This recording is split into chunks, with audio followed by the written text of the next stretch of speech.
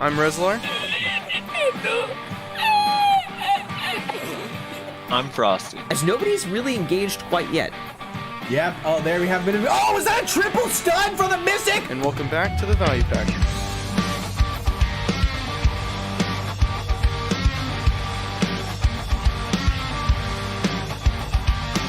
And welcome everybody to another episode of the Value Pack. If I sound slightly different, it's because I got a new headset courtesy of Frosty. He sent me his old headset, which is very nice. So thank you, Frosty. Unfortunately, not too much to talk about. I'm not going to say it's going to be a short show because every time I say that, it ends up not being a short show.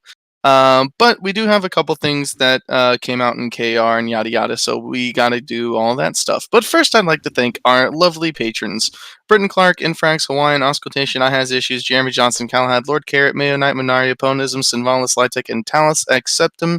Thank you guys so much, and everybody else who supports us on Patreon and supports us on our individual streams. Appreciate you guys and everything that you do. All right, so for those of you who are watching the podcast on YouTube or on either me or Frosty's stream, we're going to be attempting to grind Tauros.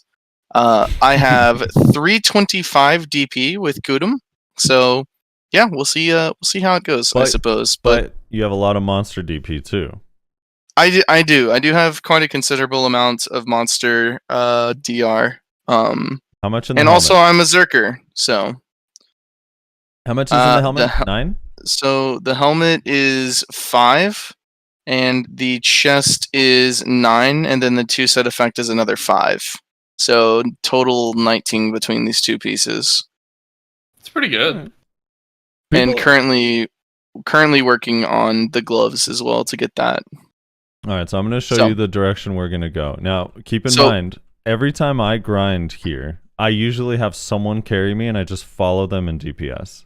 So this is going to be extra scuffed, because you're having a sub-average grinder teach you how to do the spot. So just keep that in mind. This is probably. So am I popping things now? No, not yet. We're gonna circle the rotation so you can see where we're going, just to get an idea. Okay. And then I got you. Everyone else at home, when we get 4K trash after an hour with Agris, don't judge us. All right. Okay, so we're gonna start with this pack. This is going to turn out great for the podcast. This one here. Okay, got it. And then this pack. Okay, got it. And we're going to go to this pack. And you said there's no pulls, right? It's just doing individual packs? We're going to do a really simple, just no pull. There's only one pull. I'll show it to you. Then we're going to do this pack. And this is generally where the boss spawns. Every time the boss spawns, it's like right here on this puddle. Got it. Then we're going to run up these stairs, and we're going to kill this pack. Okay, got it. And then this is the one pack where we pull. So we want to pull to that center mob where that guy is. So one of us will pull these 3 on the right, and one will pull those 3 at the bottom, and we want to try to get all of them to that middle part. This is likely where you're going to die. Okay, just so you know. This is a rotation to your death. This will be the ultimate test of your Black Star DP, okay? And then after this pack is done, we come down here to this pack. We are definitely going to clear too slow, so we can just skip these 2 at the bottom and move right up here to the top and kill this pack. Okay. And then we can kill this pack, and then we're just gonna rinse and repeat. And this is the start. So on that 7 pull where there's 3 to the right and 3 on the bottom, do you prefer to pull the bottom or the 3 on the right? I don't know. I guess the bottom, since I'm probably faster than you. Okay. So do you pull normally on your main rotation? Or is it all 3 packs? There's only on main usually. There's only one time that I pull. Because like I said, I've been grinding with a witch, so normally I just leave it all to them. Right.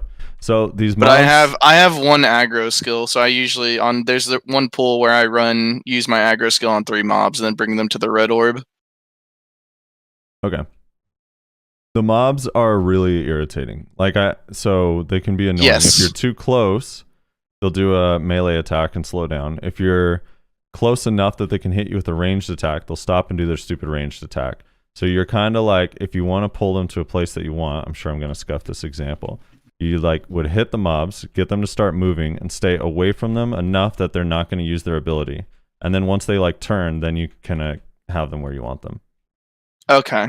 So that's usually what I do is I try to do kind of like an L shape. So I pull them to point 1, and then before they get to close enough to me that they can use a ranged attack, I'll move to another location. So they'll run all the way to that direction I was originally, and then they'll change directions, and then I'll meet them where I actually want them to be, if that makes sense. Okay. So we'll fuck it up. Our 7 pull is going to look nasty. It's going to look really bad. It's going to look really, really bad, but it'll be fun. I'm excited to listen for the Yeah, listen, I already said it, but just so I can say it again, especially for the people at home that are, watching, I survive in Tauros by heal tanking. So if you see my HP get low, do not panic. It is okay. As long as I am spinning and hitting things, it is very unlikely that I will die. Right. So just do not panic. Famous last words. Also, the last thing, so we're on the same page. Typically, on a 3-pack, you want to stand behind one of the pike warriors, not the other, so that way they all come to you. Because the pike warriors will use their ranged attack even when they're close, which is annoying. So in packs that have one pike warrior, ideally you want to stand behind the pike warrior. Okay, I see. Gotcha. Yeah, and it'll be nighttime in about 10 minutes, I'm being told. So. Oh my god. This is not the right time to be doing this. It's going to be extra special. And we'll be fully focused as we talk about these great topics on the list. Oh my god. Right. All right. So we'll pop our buffs and then let's get started on the transfer service, dude. I think we're popping? We should start with the transfer service, yeah. So I'm just going to turn on Agris. It's gonna be so awful. He's gonna die. Nighttime. Wait, I actually have to pee real quick. Let me use the restroom. You get literally less than 10 minutes of practice with the rotation, and then it's just pure fucking AIDS after that. Wait, did he just leave? Yeah, he went to the restroom real fast. Oh my god. Literally, your first experience is gonna be nighttime. The whole point of fucking me saying, do you guys need to use the bathroom or water before we actually start is so that we can not do this, Frosty. Oh my god. With you at this point. Oh yeah, I think he is, actually. Well, with the transfer now being, heavily promoted by all the streamers and everything, because it's now available to do so. When did they? Was it Wednesday that they started the transfer process? Yeah, after the patch. Yep. So, yeah, make sure if you haven't done that already, you do that. Just like when I said, all the streamers have been promoting it as well. But it was really buggy the first couple days, I want to say. I think some people are still having difficulties with it, but I myself also had difficulties with it, but finally figured out what was wrong. Basically, I guess I already created my account with Pro Abyss while I had the Shadow Arena downloaded, so forgot about that. Oh, really? Because I didn't have an issue doing that. Yeah, I guess it still had my old account attached to it from that, so I ended up having to use that, but I was able to do the transfer after I logged in using that particular account, and it's scheduled to be transferred whenever they decide to do that, so which I think was February 24th. Is that the date? I can't remember. I think so, yeah. Yeah, I think technically the 24th, and then everything should be moved over and done. Oh, we got a fake boss running. Moved over and done by the 28th, right? Or something, or March 1st. Something like that, yeah. So yeah, I mean, make sure everyone, looks at that. I mean, you really can't miss it. As long as you log into BDO, you get freaking bombarded with a giant ass do you transfer window. Yeah. So, and if you go to, characters, like if you want to change characters or that main screen, it's not really just changing characters. You can also select server and whatnot from it, but go from here, you get on the right side of the end game window. It also has a apply option here. So they literally made it so that it's impossible for you to miss signing up. So if you miss it and your game gets deleted, probably because you haven't been playing at all, then you probably won't care anyways. But for those of you active gamers, you should make sure to do that as soon as possible.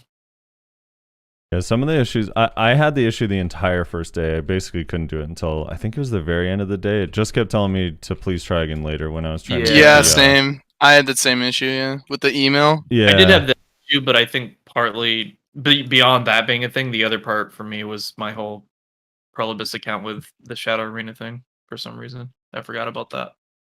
Bear had a thing where it was telling him he was logged in, and so it just kept saying please try again later, but he wasn't actually logged in, and when he was trying to log in, his password was wrong. Yeah, so that's the same thing, but it looked like you were logged in, but it didn't have your actual email associated with that account or anything. Right. That's the same thing I had. And then when I fixed my user password, it ended up showing me the name that was associated with Shadow Arena, the one I used for Shadow Arena account. So I don't know. It was weird. The rewards are kind of fancy though, huh? Yeah. So yeah, you get that login, the daily login reward.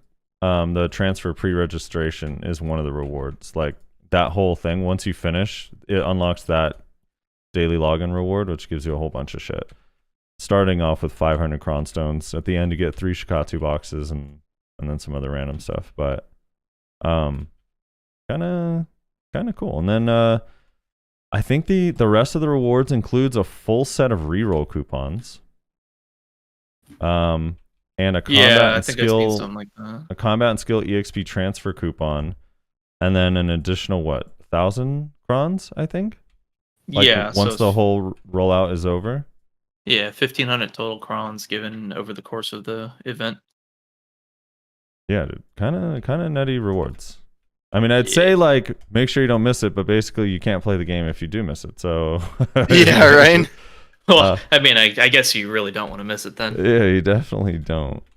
I don't know. Now, are you guys excited about it? Do you have any reservations about it happening? I mean, I'm a little nervous on the outcome, but I'm more excited than nervous, honestly.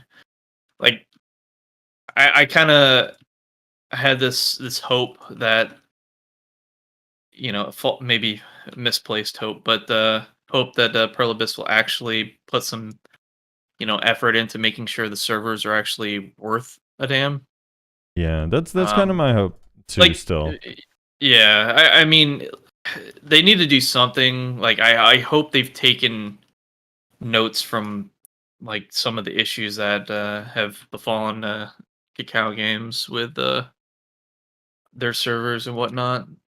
And I really hope they address them when they do the data transfer. But it's probably misplaced hopes, honestly. But you know, doesn't hurt to try hoping, you know. Yeah, exactly, dude. Cost me nothing. Might as well. So cost you nothing. I don't know, hope, dude. Well, it's gonna cost you your valuable emotions my sanity when it finally comes. Yeah, that's true. That's true. I won't be able to like. They'll just make the Merv palette, you know, its own separate thing, you know. But I don't know.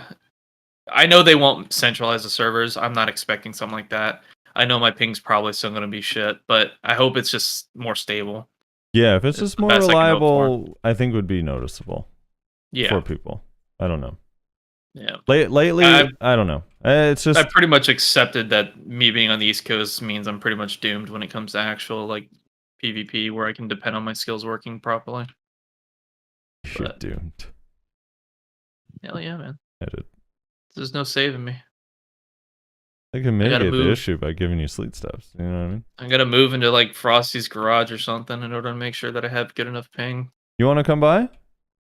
Oh man, dude, you're welcome to play here, dude. We could have a LAN party. An old school LAN party. Yeah. Watch us both get banned for RMT because you're here. Just for no actual reason. Could have a like how they have like gamer houses. You could have a podcast house, dude. Yeah, turn your damn house into like this this gamer coffee hub, you know? There you go. Yeah, I think one of the things that's crazy to me is that it's actually happening. I don't know.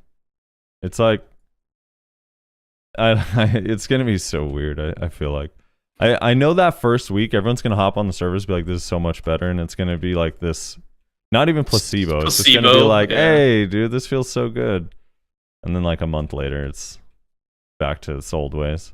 Well, then Pearl Abyss realizes that Cacao was paying a lot less, and they're like, "Let's do that plan." Yeah, dude. Why that plan looks far more. They're like, why did they say they left LeaseWeb again? The deal was kind of fire. Go back to LeaseWeb.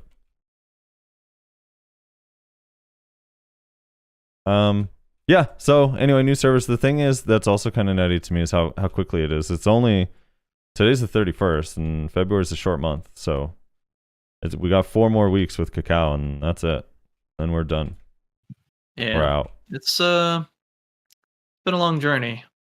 Reza, you pointed out you saw an Elion ad on the Black Desert website. Yeah, I posted it in the Discord. If you guys are in the podcast Discord, you saw it probably. They the balls, man. I respect the hustle. They actually put an Elion advertisement on blackdesertonline.com on the first day where transfers began. It has since been taken down because they are cowards. But yeah, I thought that was a ballsy move, you know? Yeah. Well, do we know the reason it was taken down? You know, I can't just call them cowards. I can't just call them cowards without knowing the details. One can assume that Pearl Abyss was probably not happy about it, and you know, who knows what kind of like legal stuff there might have been involved in that. So yeah, Elion kind of looks cool, to be honest.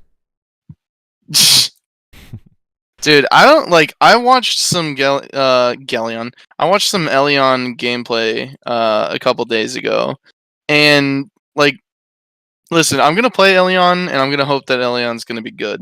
But like, it looks like the same. It legitimately just looks like a game from like 5 years ago that I've already played and gave up on. And I don't just mean like because the visuals are outdated. I mean like everything about it looks like a 5-year-old game that I've already like played. Yeah, it definitely looks a little dated already. It's kind of sad, but whatever. It'll have a short lifespan, but it'll be kind of fun. It literally looks one like of the things Terra remastered.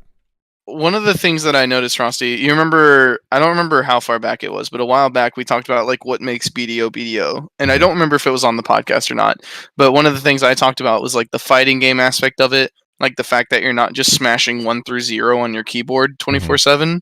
One of the things you mentioned was the movement, which I did agree with, but I didn't really agree to the extent that you did.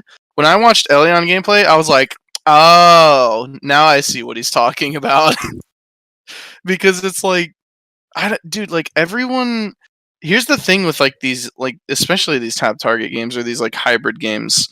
I swear to God, they all just strafe back and forth, and then occasionally do like a dash or a roll that has the exact same animation with a slightly different effect put on it. Yeah, exactly. And that's all it is. It's just strafing back and forth, slamming 1 through 0 on your keyboard, and then occasionally doing your little dash dodge that literally every other class has, but it's like a slightly different like effect or animation onto it or something. Yeah. Like, I don't know. It's so like, I don't know. No, it's exactly like the thing. It's the movement.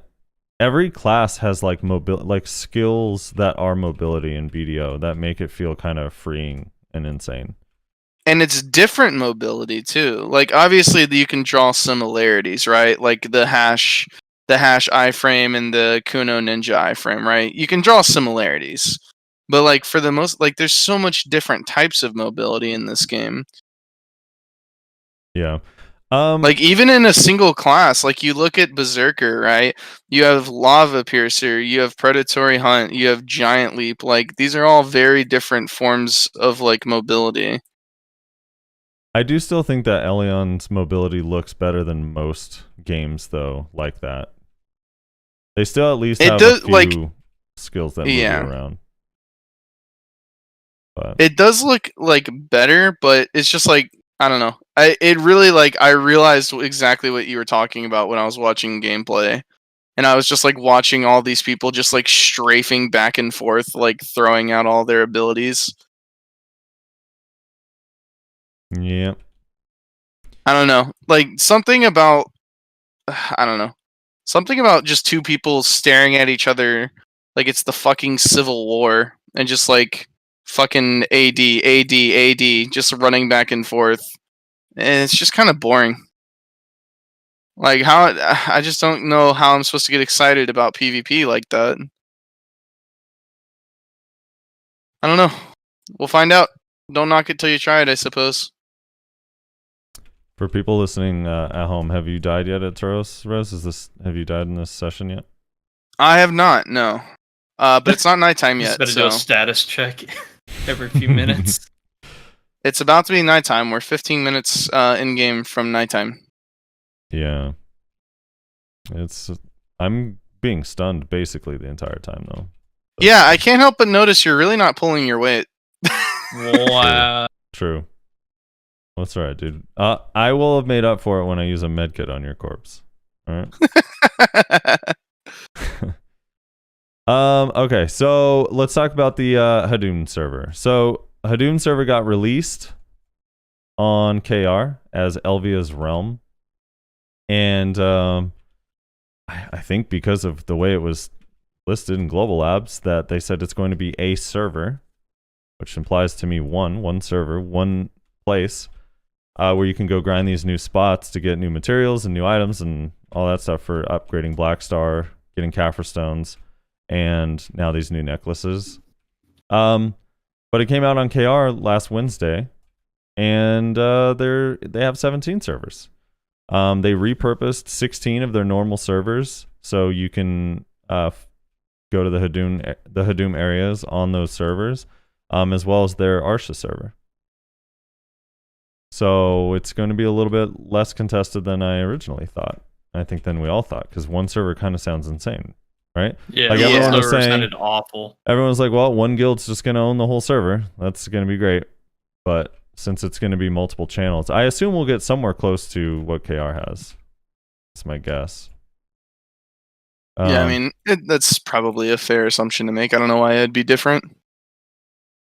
Yeah. Can you imagine trying to do your rift bosses in those areas? Like, because one one's the Red Orc, right? Yeah. I mean, I guess you would just change channels. I'm just saying, like, you're doing your zone. Sometimes you randomly get you could be grinding and you just randomly get your rift to pop up on your thing, your notification thing, but then you just happen to be in the Red Orc area and it spawns, and you're like, oh shit. Yeah. I don't know. From what the mobs looked like when I seen some KR people grinding them, they didn't seem like they were too difficult. Yeah, they don't seem that bad. Even in the high end spots, it didn't look that bad.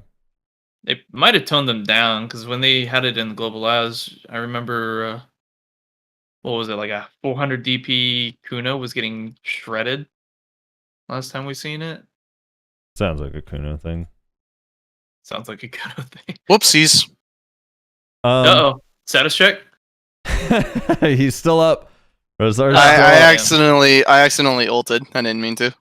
I thought I had my BSR locked. Okay. False alarm. Someone has asked me, is Rezlar using any like pre-buffs, or is he just spinning? No, I'm doing my jump buff for the monster damage. I'm also doing fucking Frenzied Destroyer for AP buff. So yeah, I'm buffing. I appreciate that. Ugh. Okay, so the other thing with the Hadum server is the HP necklace is not an HP necklace. There's a material that you can grind out to add HP to your necklace over time. I don't know what the exact recipe is, so I apologize for that not coming prepared. But is it not on that thing you linked? Well, it shows the materials that you need, yeah, but it doesn't show, like, I don't think it says the exact amount. Actually, like how you make it. Yeah. Okay. I mean, maybe it does, but basically, you add HP to almost like a Kaffir stone, really, you kind of are like adding levels of HP up to a cap, up to 150 HP on your necklace. And I believe it works with basically every single yellow necklace, is what I was told. Other than Tuvala, yeah. Yeah, outside of Tuvala. Support our friend Cinny won't be able to use it, but everyone else is set to go. Yeah, so 150 extra HP, dude, on our necks. That's kind of cool. Gives us something to go for, which I kind of like these things that they do, like with the leaves or the flame, where you kind of just go and just slowly build it up over time. Yeah, some that leads towards progression rather than like a luck chance drop. Yeah, exactly. So I think that's. If only they could cool. learn their lesson regarding that with the pot piece. Disgruntled pot piece grinder. You have a pot piece, dude. You're RNG carried. I have 2 pot pieces. Oh, you got a second one? What's your second one? The gathering one. So you're just missing. Yeah, he said he got that like right away. What are you missing? I have 1 health and 1 mana, so I'm missing 2 health and 2 mana. No. Yeah. Oh, nice, dude. You started both the grinds, so now you're just struggling determining which one to go for. Well, I was just trying to kill. I really got the gathering piece on accident. In all honesty, I was just trying to kill a little bit of time on stream. So I was like, fuck it, we'll go try and get the gathering pot piece. Maybe I'll get lucky and get some hards and sharps, so I don't have to keep buying them to make or to combine with my masses. And I got it after like 10 minutes. I was like, okay, then I guess fair enough. Yeah, you're carried, dude. Apparently, yeah, but I do agree. I wish there was something that made you feel like you were making progress on the pot piece. Even though I already have both of them, I still would like them to add that, because it feels really shitty. And I don't know, people shouldn't have to go through that. Like that feeling of. It feels really shitty when you've grinded 300 hours and you didn't have a single thing to show for it. Yeah. Exactly. You're almost catching up to some of the records, dude. There was a guy who did 700 hours at Shuriken and didn't get it. Jesus Christ. Yeah. 700 hours. That's rough. It's not good. But he has a lot of fossils, so he doesn't really have room to complain. he has no need for fail stacks, at least dude. on the lower end. He hasn't had to fail stack in months. He's so lucky. Yeah, so the Hadum server, the Black Star materials are there. I don't know. I don't know how good the actual spots are. The only one that looks insanely good right off the bat is the Red Orc spot. I just this morning watched a video of a Awakened Hashashin pulling 3,000 trash with a blue loot scroll in 10 minutes, and the trash there is worth 18k. So if you math that out, even if that was only 2,000 trash, 2,000 times 12k trash at 18k per is kind of insane. So that spot seems kind of good. I was watching a Korean player do the 3-person grind spot, which actually looked really fun and fairly easy too.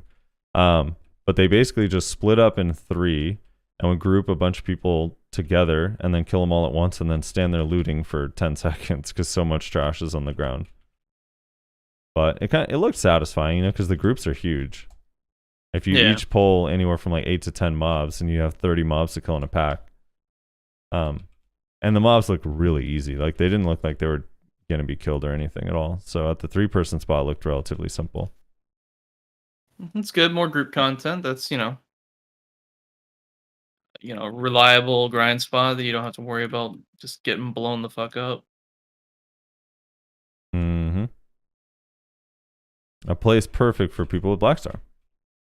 Well, that was the other thing that I was a little bit worried about too, because since it has the Black Star upgrade stuff, right, at some of these spots, I'm like, dude, if this is too hard for people that don't have Black Star or are just honestly, I'm surprised they didn't do that. Make it so that the Black Star armor had a special like extra DR versus mobs in this region.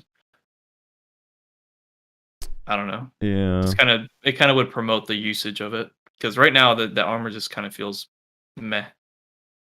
And then the LVO weapons are kind of nuts too. I was watching there's was watching a Sork like basically one shot. Like any mob it hits with the Hadum weapon, it just one shots. Yeah, that's what it's intended to do, I think.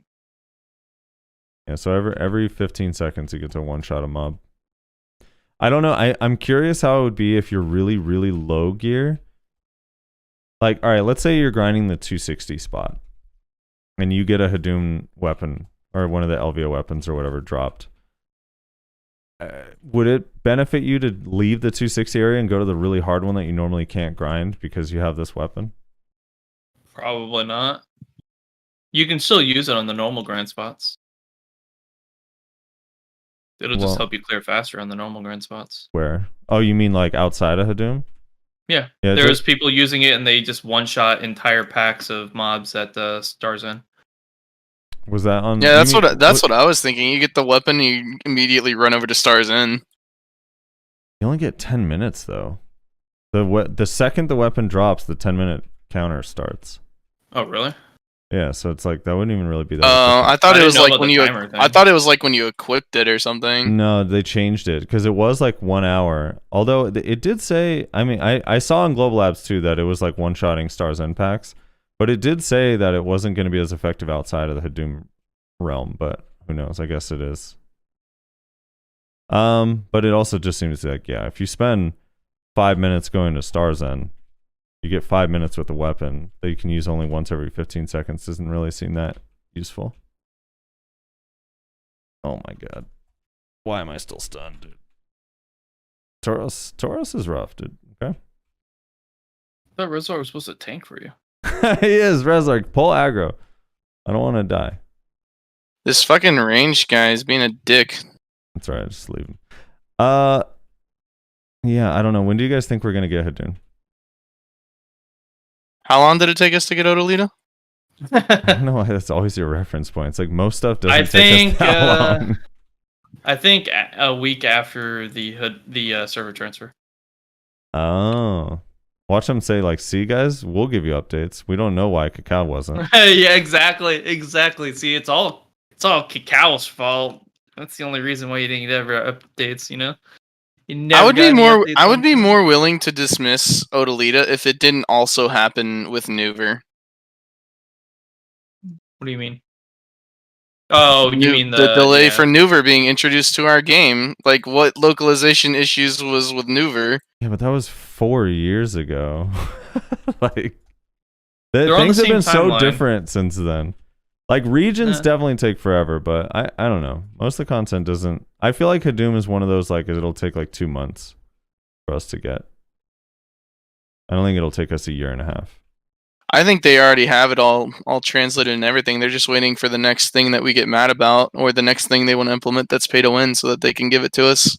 That's why I said after the transfer. Perfect. To placate us, basically. They changed the loyalty shop and the pearl shop, and that actually does make sense. If they actually did, like, after the transfer, they decided to like change our loyalty and our costumes or whatever else, and then they were like, oh, but look, we're giving you Hadum. Aren't you so happy?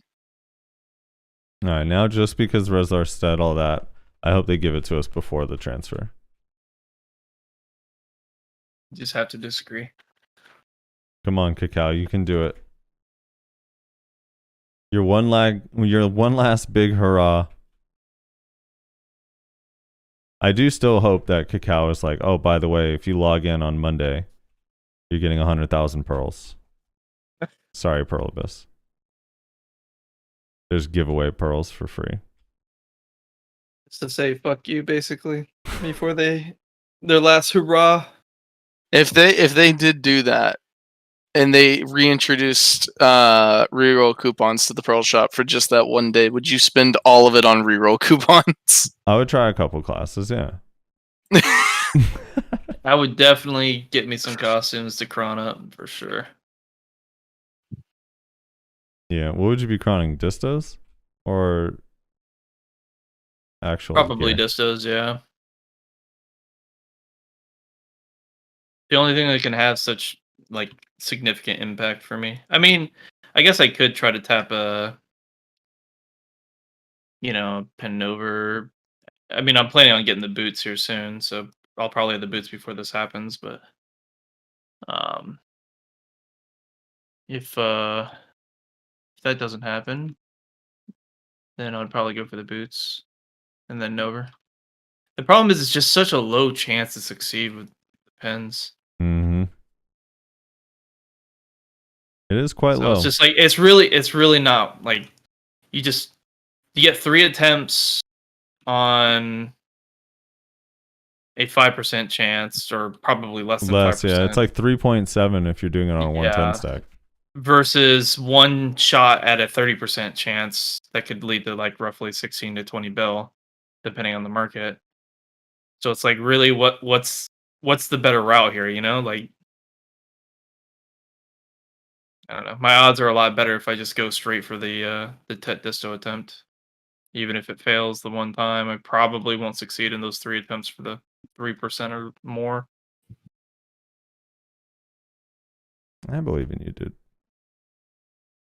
So yeah, I'd probably go for Distos. I wanted to ask, like, what do you think of the other Hadum stuff? Like, all right, so for example, like the HP thing. Is there anything else they could add like that to the game that would be kind of nice? Like maybe should they do that for every accessory? With like HP or maybe other stats, just augmenting. They probably will do that for every other accessory. They'll probably slowly creep up gear that way, yeah, until they release all the Dead God armor. Because I mean, Cappers is a prime example of that. That was an item for gear creeping, stat creeping. I wouldn't be surprised if they add more. Yeah. They've definitely shown that they're not afraid to do it. Should they do something besides HP? Stamina? 200 stamina? Ignore resist. Yeah. Ooh, ignore resist would be nice. Dude, that would be a cool option. HP or ignore resist. I would just put ignore resist on every slot. Forget HP. Every fucking slot. Yeah, Kyrie messaged me earlier today. He's like, I'm just done with resistances. I just fought a Valk that has a diamond Manos. Hey. It's like he literally went through the fucking trouble to make it pen. It's plus 15 resist to all. He's like, I couldn't combo him. I could not combo him. I'm like, just chat block him, because anything he says, it's just not worth hearing. I mean, he literally just went through the whole hassle of making that shit pen. He's just bad ideas all around. Yeah. Anyway. All right. Yeah, I'm kind of excited for that. I like that there's something to work towards, and it's going to make there be a lot of people on Hadum and split up. I also really like that they put the Hadum servers on normal servers, because it doesn't really affect, like, a lot of people are like, well, that sucks, dude. Like, Starzen and Sakura are already so contested, now we're going to lose channels. But that's not how it works. Like, it's literally just adding the grind spots to existing channels. So Starzen and Sakura function the exact same as before on those channels. Yeah, those lower end zones are no longer lower end zones. That's all that means. Yeah. But you don't need a bunch of people. You don't need a bunch of servers for lower end zones for people to level. I feel bad for the player that's not going to be paying attention to which server's a Hadum server. They definitely have to make they go to kill swamp nagas and get obliterated or something like. Yeah, they don't notice the red glow on the mobs and they just get fucked. It'll they happen definitely too. They need to have it restricted so that people that are sub, probably 60 can't go on there. And those those definitely not. servers. Yeah, they'll have some. It'll probably be just a warning that pops up a bunch of times. That's my guess. Probably. Yeah, dude. The thing is that will be I'm interesting. Heavy, by the way. Oh, okay. The thing is that is fun. Like, I see on Reddit all the time, people like, hey, does this game get any more difficult? Because I'm level 51 and everything just gets one shot and does no damage to me. And like now the Reddit posts are going to be the complete opposite. Like, does this game get any easier? Because I'm level 7 at Swamp Nagas and everything just kills me. Everything just instant kills, yeah. And I don't know what to do. Oh. Yeah, I don't know. It'll be kind of cool. I can't wait for the servers because, dude, I'm kind of bored of Starzen and Sakura grinding, to be honest. I juggle between the two to keep it fresh, and now it's just like, it's been too long. Like, we need something new. So I was thinking about this too. It's actually kind of like whenever we get a region, it's like, oh, cool, like 2 or 3 new grind spots. Like, that's huge. But this is like 7 at once is actually kind of nuts, because I'm excited to try them all out and have more places to just mess around and try different things. Yeah, give you a plethora of options, that's for sure. I mean, like, we do have a lot of extra grind zones though. Like, you got the Turos that you guys are at now. You got fucking the golems, but yeah, those are group content related, so it's a lot different. Yeah, no, and that's good, and that is helpful too. But I don't know, just more. Everyone's still at Star's End and stuff right now. I know what you're saying. I'm just saying, like, they are making a conscious effort. You can see it where they're just, they are trying to solve that problem where people feel like there's only one spot to go. And can we, like, I don't do this very often, so let's take a moment to appreciate this. Can we talk about how smart it was for them to actually, like, instead of continuing to try to pump out new spots, they're like, wait, we have all of these fucking old unused spots.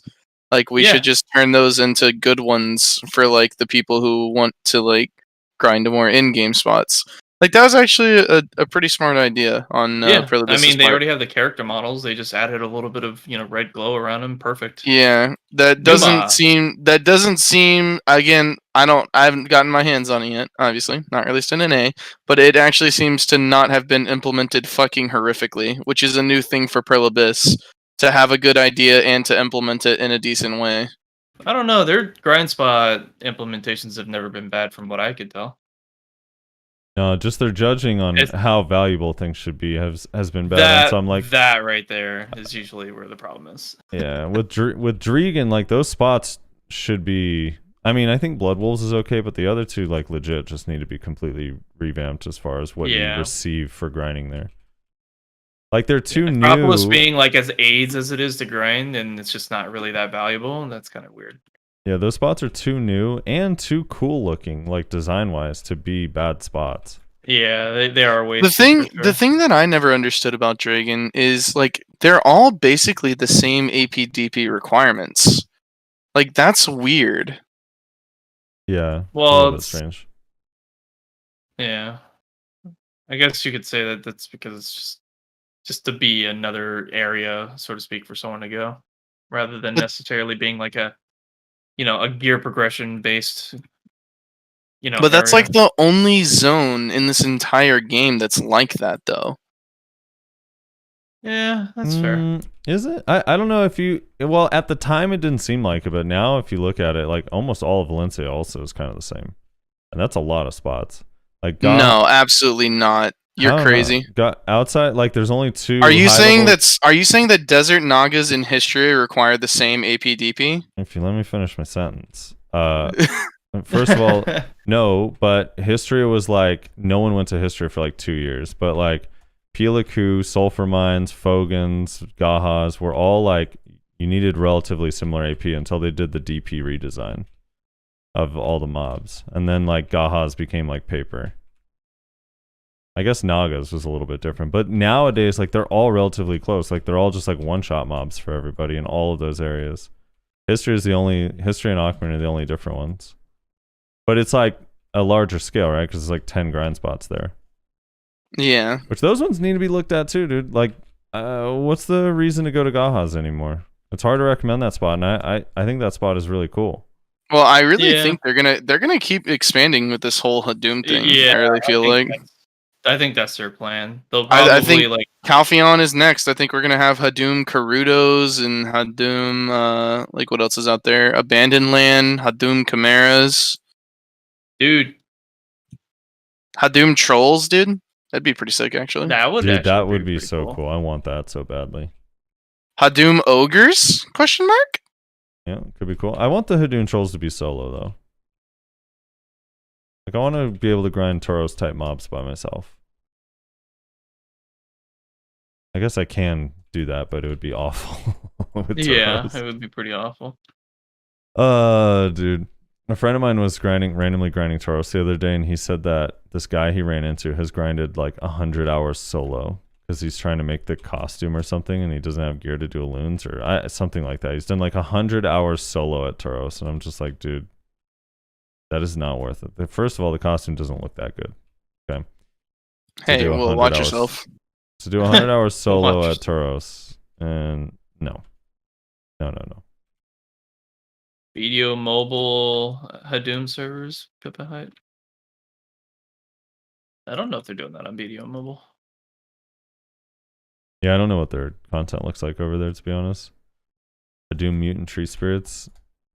Dude, all of it. I mean, there's so many that could be really cool. And they changed the grind spots enough on Hadum too that make them kind of interesting, like by spawning new bosses and different mechanics and stuff. Yeah. Dude, I am so glad. One of the things that they've done, like with the grind spots over the years, is they've realized that like you need a break from the monotony every once in a while.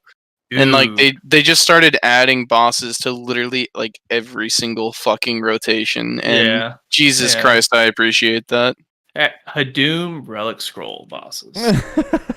Yeah. Dude, are we finally getting are we finally getting the mega combined relic scrolls? They're just on Hadum servers now? I think you guys remember those when you could combine multiple relic scrolls into one relic scroll, but they never actually like put it on live or whatever? I do remember hearing something about that, but yeah, they never did anything with it. Or like I think it was like and then they made Pila face scrolls. I think it was like in the game files or something, wasn't it? I don't remember. It's in the data mine, like the name Awakened Relic or something. Or Awakened Peel. Yeah. Dude, these mobs do a lot of damage at night, man. Yeah, they do. You're also still getting stunned. Can't help but notice. Yeah, dude. They have a lot of stuns on them, and I don't have a super armor spin that keeps me SA the whole time, so. That feels bad. Sounds like the next class you need to tag is a Zerker then, my guy. If you're not getting CC'd, really? No, I get CC'd every once in a while, but he gets CC'd at least like twice by every pack. Yikes. Well, I'm also kind of new to hash here. That is true. You're learning. I'm not particularly good at that. I'm sure once he gets used to it, it'll be fine. Okay. So Hadum server. A lot of stuff coming. Hopefully we get it ASAP and they prove Reslar wrong. But they probably won't. They'll probably give it to us with a Pearl Shop boost. Pearl Shop upgrade. We'll call it that. Can we call it a Pearl Shop upgrade? Pearl Shop upgrade.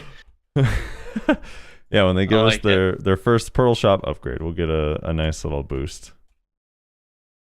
Oh, the other thing too is I want to talk about the accuracy necklace. Since it is not just one server and it's multiple, I think that necklace is going to be completely attainable.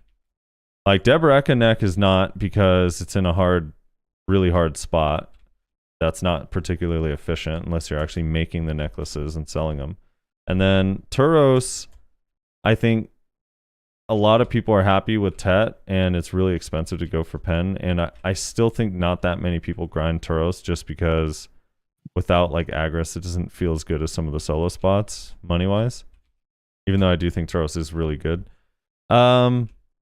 So I don't know. I actually do think that the accuracy necklace is going to be... I mean, Pen might be a while before it's available just because everyone's going to want it, but I think Tets are going to be listed and made like pretty soon after launch.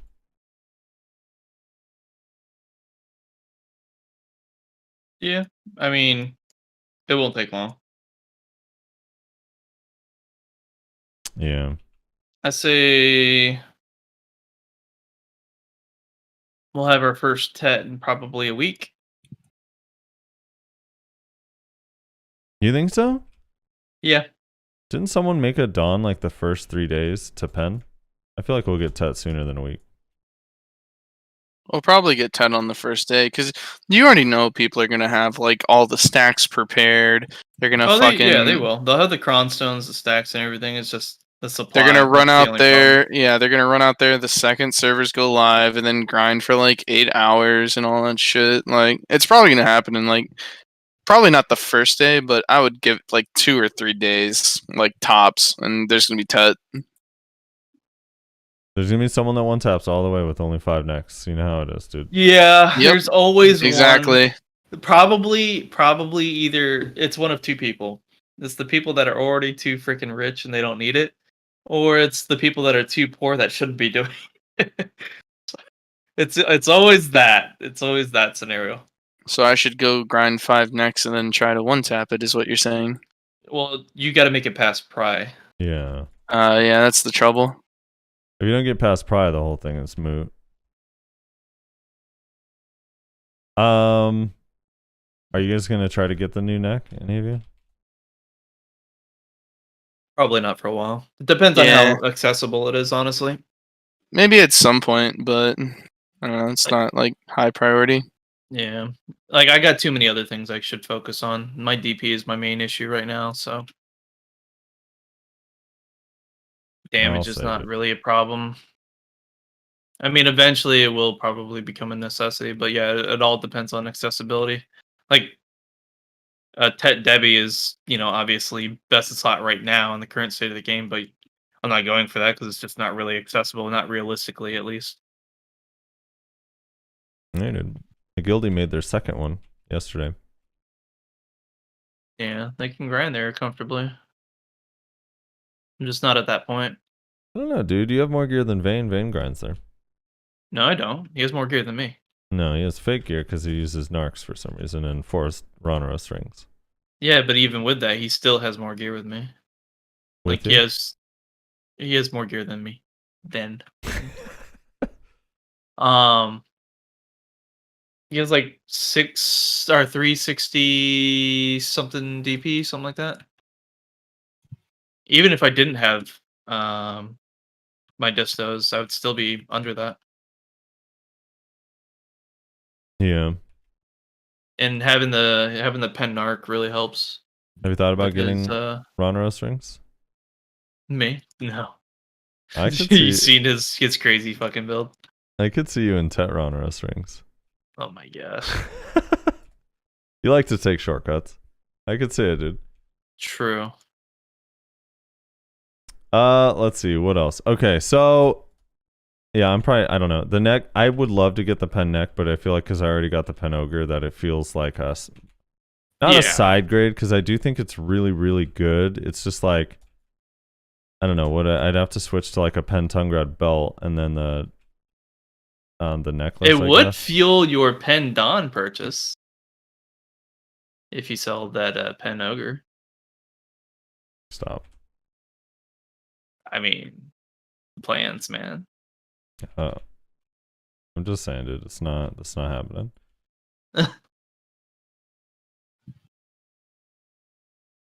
Okay, let's move on. These new indicators.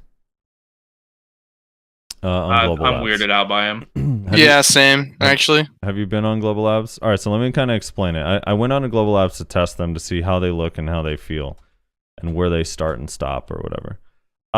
Basically, there's 3 new icons in the game that pop up to the right of your character, kind of near where your nameplate is, just to the right, when you're in iframe but not invisible. So if you're invisible, it doesn't show it. But if you're in iframe and not invisible, it'll show it. So for example, flash or silent step. And it has like, I think the iframe one is like a sword shield with a cross through it or something. And then there's one for super armor that's basically just like a dude flexing or arms flexing. And then there's a frontal guard one where a shield pops up. So they pop up literally to the right of your nameplate. You can turn this on or off. When you have it on, you only see yours. However, if you're in Battle Arena, you can also see other players if you have it turned on. But outside of Battle Arena, you can't see other people's indicators. So, for example, if me and Reslar went to Battle Arena and I turned on the indicator, I'd be able to see my own protections as I'm using them, and I'd be able to see Reslar's as well. It's definitely a good training tool. It's a great training tool, PvP. for sure. So what are your guys, starting with you, Nyashi, what is your, like, why are you afraid of this system? Or you said this weirds you out. Why does it weird you out? Well, it weirds me out just because, like, I don't recall anyone, like, asking for something like this. And it's just like they randomly came out with this out of nowhere. I mean, I get the purpose. Like I said, it's a training tool for PvP, but like, what are they trying to say here? we're complaining about class balance, and our problem is we don't know what the fuck we're doing. Is that the argument here? I don't know what the purpose is, why they implemented it, who asked for it, that kind of thing. It's just like they kind of just like do things sometimes. That's why I'm weirded out by it. I'm not scared of it. Like I think it's a good thing as far as like for newer players to learn how to play in PvP and whatnot. It's definitely good for that. It's probably going to trigger me more than help me, because I'm going to see that I'm in iframe and I got a clear indicator that tells me now. Yeah. So I'm going to be fucking triggered even more. Like, look, my fucking indicator is right there. Yeah. Right fucking there. Now you're just going to, if you duel Nayashe, be prepared for him to send you screenshots of his indicator protection. You're going to see clips and montages of me and my indicator. Look! That actually is going to be interesting. Like, I wonder if people are going to be submitting, like, way more, or, like, submitting more reports and complaining more, because now it's going to be like, look, this fucking thing says I'm in iframe, but I still get fucking CC'd. Yep, fix your fucking game. So. I want to elaborate on that. Coast, man. Yeah. I want to elaborate on that more, but Rosler, what you said that it worries you? No, I just said it's fucking weird. Oh, it's weird to me from like a design point. Like it's so not this game to have like an indicator for like the protection. I don't know. It's a weird design choice. And I agree with you 100% on that. It's the same thing. It's the same thing with like it's the same thing with like the damage numbers, which like I know a lot of people have said like I wish we had damage numbers, but like to me that's just not like the design of this game. Like I don't know, that would be very against the general design of like how this game looks if we had like damage numbers, at least in my opinion. And I feel the same way about these icons. It's just very strange.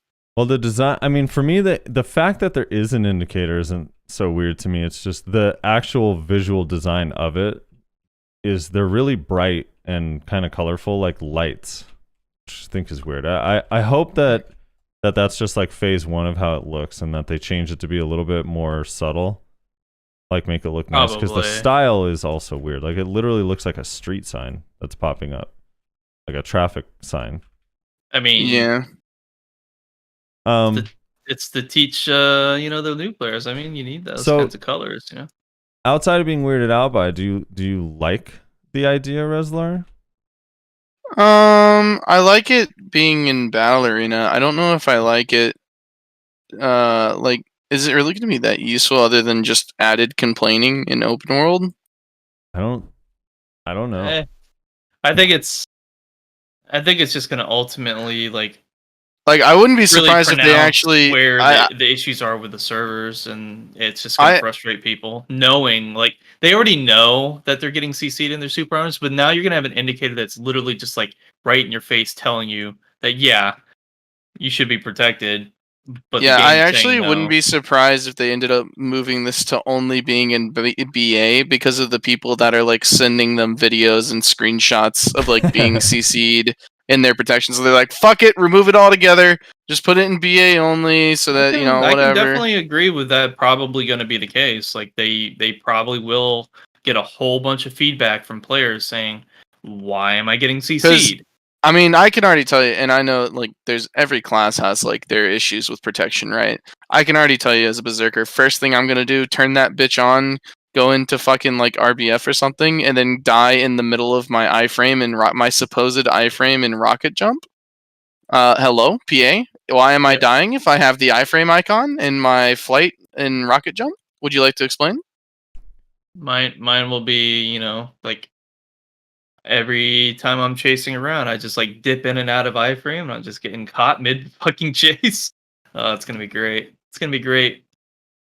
Yeah. No, I think it's going to cause them a lot of grief with tickets and stuff like that for sure. I think that's a good thing. Hold on, I want to get to this because I think that is a good thing, because I think that they need pressure put on them to again. I've always stated like they can't fix desync, but they can at least do their best to alleviate it as best as they can. And it feels like they haven't really tried to address it in a really long time. So I'm just hoping everyone turns this shit on and complains as much as possible. And hopefully they're like, oh shit, like this, like different servers, like Korea doesn't really complain about this as much. I wonder what's going on over here. Like maybe we can kind of fix this. Or I also think Korea's gonna notice it too a lot. Like I know everyone thinks that Korea has 0 ping and that they never have issues. They have issues a lot, dude. I was watching a Musa PvP and the king of the whole thing, he was getting desynced so much and like people were desyncing so much on his screen. Like it happens in KRS shitload too. But I hope it just brings attention to the issue and makes them want to like, I don't know. My only concern is like, I agree with you and I agree with that sentiment that I hope it does actually promote them to want to look into it further and actually fix the problem. If it's possible to fix the problem. But, you know, what if it's just this thing where literally because of the inner, you know, the innards of the engine and how it's been designed, it's literally just not something they could fix without completely and utterly overhauling the game, and they're just not willing to do that because of the cost from a development standpoint. I still think fixing it. You're not. But you're there's not things wrong. That probably there's is things true. that they can do to minimize it, though. They can still try to improve latency in the way the game works. Like, there's definitely improvements that can be made. You know. Yeah. I don't know. For like, me, like I'm on board with. If this helps, you know, get to an end solution to fix the problem, or at least alleviate it to some capacity, I'm all for it, 100%. I'm just my thing is this, like, it's just I don't think it's going to end up promoting any change. I really don't think so either, but I hope it does. I think all it's going to do is just eat away at my sanity until I can't fucking PvP. I don't think it's not implemented to promote change. Like that's not its purpose. Its purpose is like it's like a helpful tool. For me, selfishly, I'm excited that people are going to finally see that a lot of their skills don't have gaps, and B, it's just desync because. Well, I guess that's A and B. Those are combined. One thing, just A and 1A. Like, there's a lot of abilities that don't have gaps in them that everyone complains about having gaps. That literally, it shows the animation starts when you start the ability, and it has this weird, annoying kind of like blinking, and it doesn't disappear until your protection is gone. So, for example, if I use Mass Destruction, I was messing with this on Global Apps last night. If I use Mass Destruction, you see the Super Armor icon pop up. And if I don't press any other button, the Super Armor icon does not go away until the Super Armor is actually gone after the linger is over. So it like actually follows the rules of the SA. So if you're not protected, you won't see an icon. If you are protected, you will. And there's a lot of people, like I'll give a simple example. Sorks, I've seen Sorks in the past say that Shadow Leap is unprotected at the start. False. It's completely protected at the start, and now you can go see where the animation starts and ends and where the protection starts and ends. But if you desync, even though it shows you the ability, that's what desync is. You see the start of your ability, and then you get CC'd because server side, it didn't happen yet. So it steals your cooldown, and you get screwed, and you're like, oh, I didn't know the beginning of this wasn't protected. And it's like, well, it is, but the skill technically didn't go off according to the server. And I think a lot of people are going to see that and redirect their hate for gaps, which probably will never get solved because a lot of these skills don't actually have gaps, and start complaining about desync more so than gaps.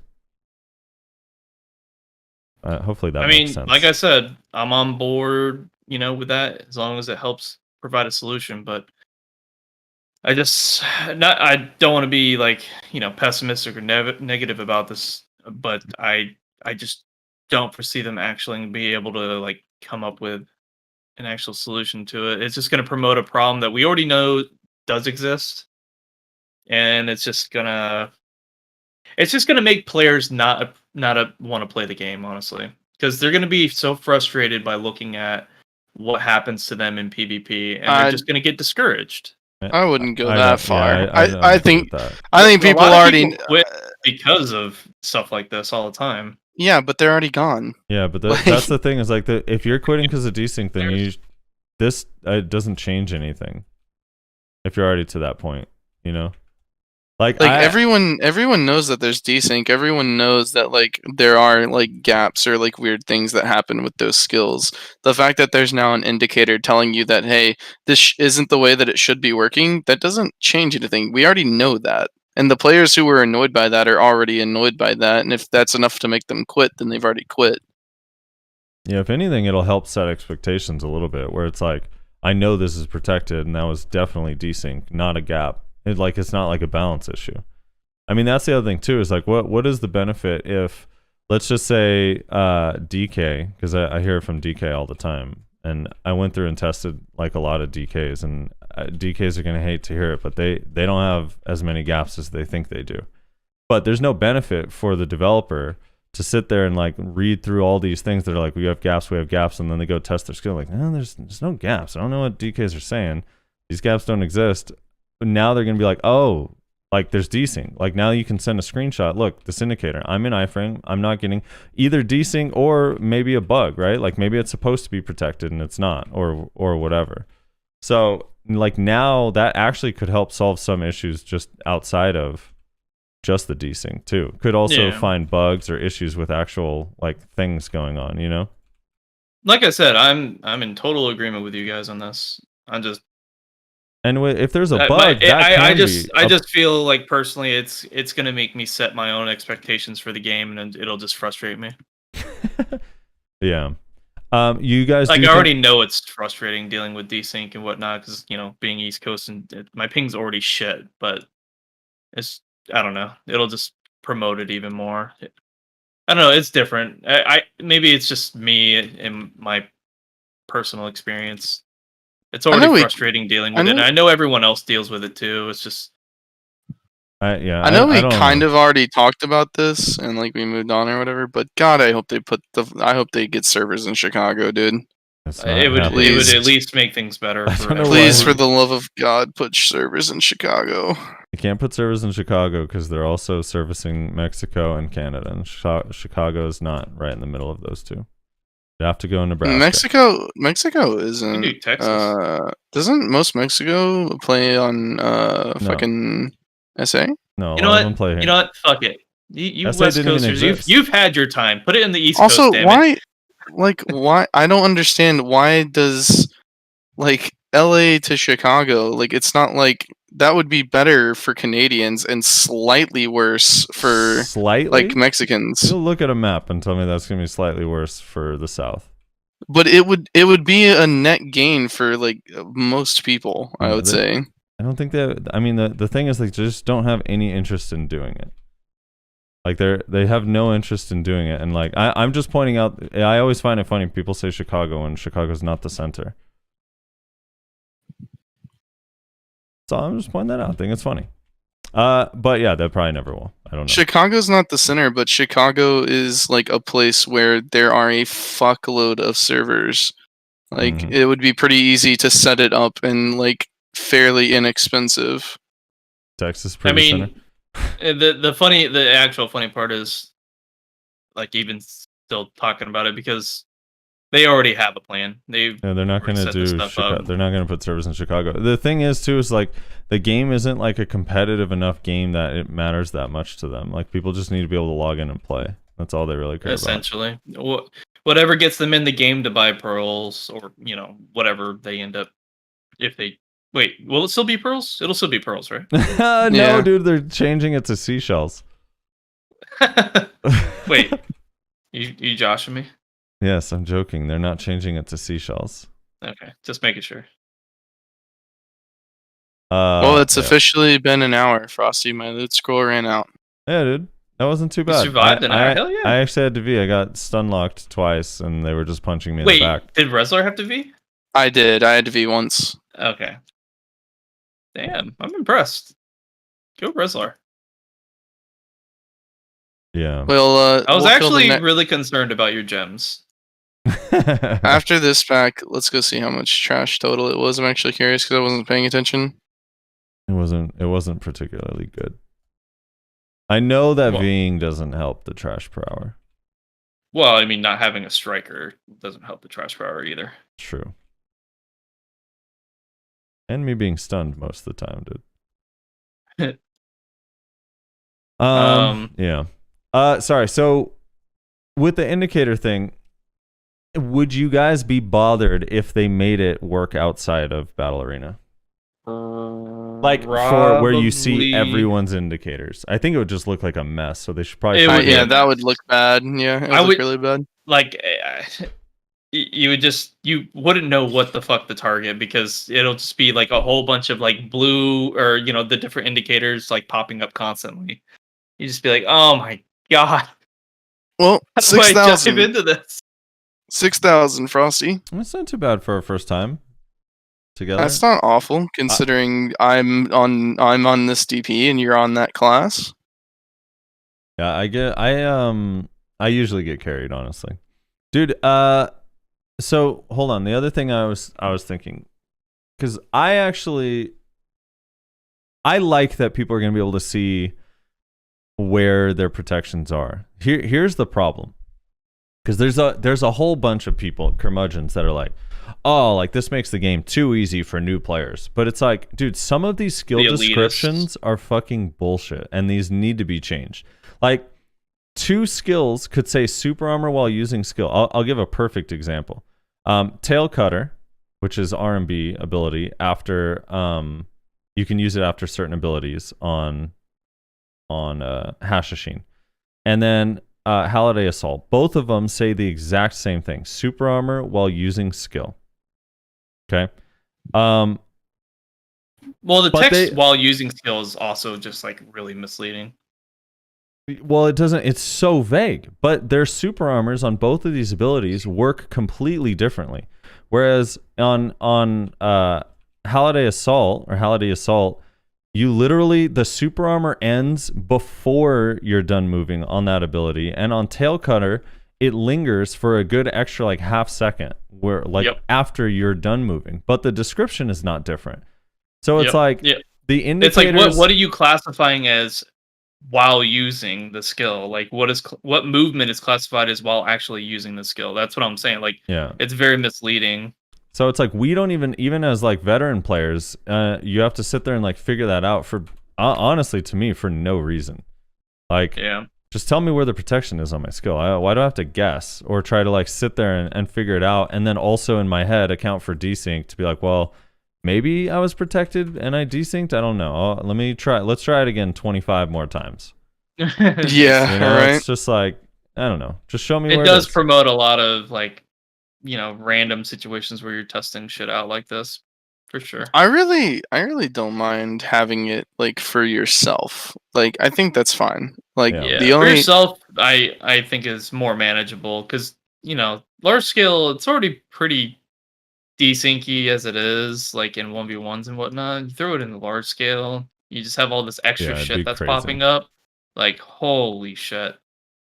I do like. I will say this for other though, people though, so I can see exactly where people like when not for a fight necessarily, but like when it's like, hey, you ask someone like, where's this protected, dude? Half the people they have no idea. Yeah, they're gonna tell you an answer, but it's probably wrong. Yeah. Well, also this, I will say this though, if we were still going on the whole premise of having it work outside of BA, you definitely know where a wizard is when he's casting that fucking meteor. You can definitely avoid it now. He'll have a big ass stop sign next to his head. You'll see it a mile away. They should just classify the wizard's indicators a little bit differently. Just like, go away, just run. Just flashing red lights. Oh no. Yeah, I don't know. The animations, I don't love the animations though. I actually more would prefer if you had it on, if it gave like, I don't know, maybe a glowing effect on the character, or like a, like a red, green, or blue glow around them during the specific protection. Yeah, they did this in the not this week but last week's patch on Nova, where now you can tell when Nova is losing HP while using her skills. There's sort of this red glow. I think they could have done something like that. That's more subtle and fits the actual art style. Because right now it's literally like indicators, like And let me pull up the picture for people that haven't seen it.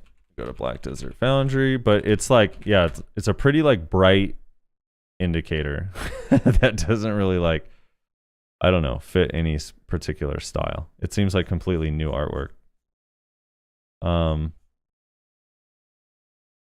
Probably the repurposed costume team. The repurposed costume team. Yeah, so this is what it looks like. For those who have not seen it, it's literally like a here, I'll put it in the put it in here. So the one on the left is iframe, which is like, I don't know why that's the iframe logo. The one in the middle is super armor, and the one on the right is frontal guard. But it is interesting. It also shows you the frontal guard one like while you're S blocking, you know? So if you're walking backwards, you'll see that little shield next to your name. But that art style doesn't really fit BDO, right? Yeah, well, that's the main problem I kind of have with it. Is it's just not BDO. Like I don't know. I would have much preferred. That's actually what I was going to suggest as well. Was like a character glow. Like I feel like that would have probably been like better and more in theme fitting. and design, like with the world. Yeah. Like this is just kind of weird. This is very like. Say what you want about like BDO, it's not a very cartoony game, and this is a very cartoony thing to like do. Like this is like something you'd see in like WoW or something. Well, I think that's also why it's restricted to BA, because it's just like it's not something that's actually meant for the real game per se. I'm gonna log into BDO so I can kind of demo it a little bit, or into the global labs real quick. But yeah, Cindy's pointing out it's like it wasn't nearly that bright. So it starts off bright the moment you use it, and then it like pulses dimly while it's up, like while the protection is up. Oh, really? Yeah, so it's kind of inconsistent. That's the other thing that's kind of annoying too, is like the pulsing makes it, I don't know, difficult to kind of see too. So it's kind of weird. I think a glowing or some other effect would be better. Maybe even changing the color of the name or something, their nameplate or their health bar or something. No, because not everyone runs with the names displayed. Well, but the health bar is always displayed though, right? Can you even turn that part off? Yeah. I don't know. But that would be like, I don't want to have to look at someone's health bar all the time. I want to focus on the character because I'm looking for an opportunity to actually see something.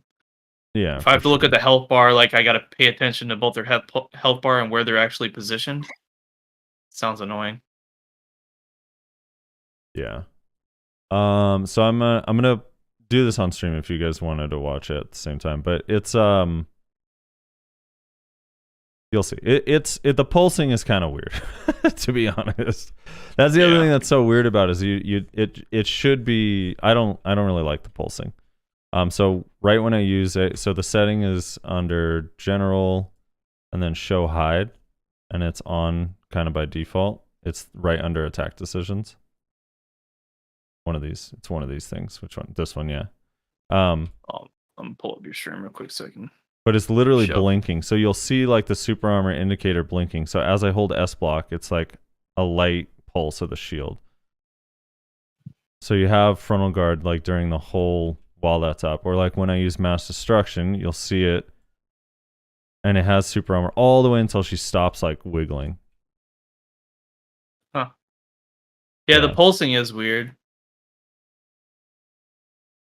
Yeah, the pulsing is kind of strange.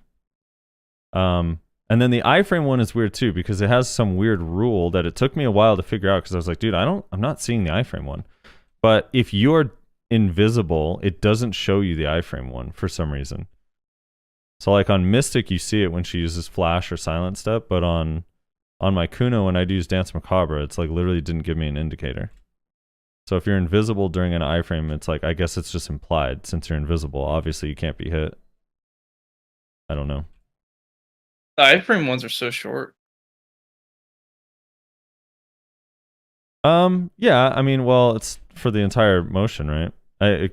Here she slide. The problem with Mystic is like at the end of Flash, if you don't use anything else, she has a slide. She slides a little bit, like momentum, like just like kinetic, whatever. So, but you can like, you can use an ability or whatever like early to kind of negate the end of it. Gotcha. But yeah, it's kind of it's very interesting. Well, let me switch to. Yeah, I don't know. It's kind of. Yeah, it doesn't look. I just think the pulsing. If you're gonna make it pulse, well, one, the icons don't match the art style. And two, When it's pulsing, it makes it kind of hard to see. So I'm making it easy because I'm over here in the tree in the shadow. But if you're like out in daylight and it's bright, yeah, like, you can't see that shit. It's actually kind of hard to see. Especially in commotion when you have people's skill effects and stuff around you. If you're being hit by meteor, you're not going to see your super armor indicator. Can you move it in Edit UI? Let's see. It doesn't look like it. I don't see. There's not like a widget for it. I don't see it. No. If there That's is, kind of unfortunate. yeah, I don't see it. Oh, it's tied to the health bar. Oh, it's tied to the health bar above your head. Okay, that makes sense. I wish you could move it. Let me see if it moves when I do custom HP bar. No, it's still in the same spot. Yeah. So it's just wherever your health bar is, I guess.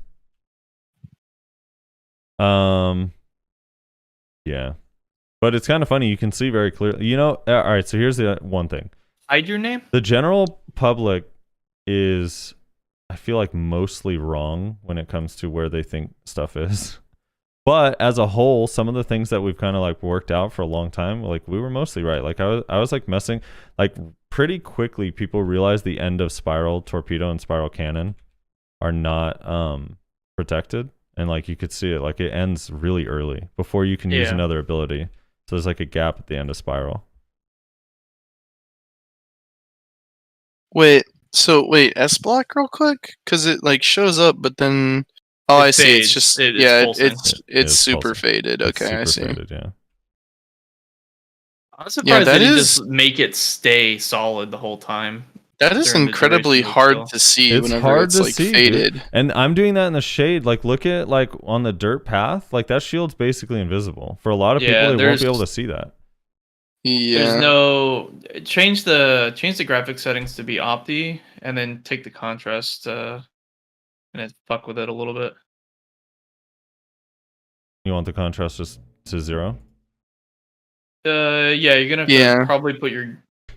I just went low. I went low textures, lowest optimal, and then I just set 0, for gamma. And it gave me a sepia filter. Hold on. How the hell did it do that? Just put this to none. Yeah, it's still it's really hard to see in the dirt, I feel like. I guess it's a little bit easier to see on this graphic setting though. Still really hard to see. Yeah. That's weird.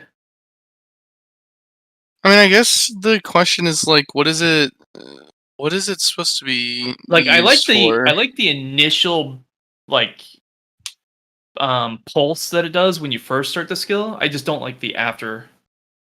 I think it should just stay solid after that. Yeah. Someone asked me to set effect opacity to the lowest to see if it affects it, but it doesn't. It doesn't have any effect on it. Yeah, it's not an actual skill effect. It's a I don't have a whole lot of classes on here, but yeah, so I don't know, it's pretty cool. Yeah, so if you're in Battle Arena, I haven't actually, let me go to BA and see. I haven't actually went and looked at how other people's looks in BA. Every time I go to BA, no one's in there on Global Labs, so really? Yeah, I feel like ever since they separated KR and the global one, like it's way more empty in BA. But we'll see. Maybe someone's in there and I can see what their effects look like.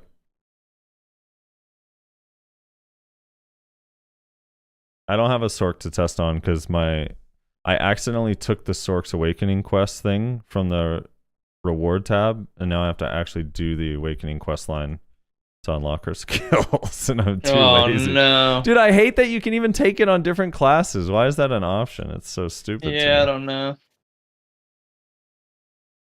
So let me see. So I have it on, so I should be able to see when other people do it, but let me see.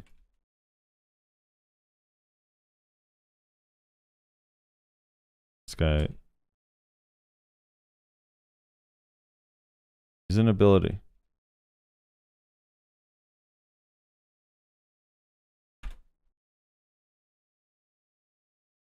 I don't see it on him.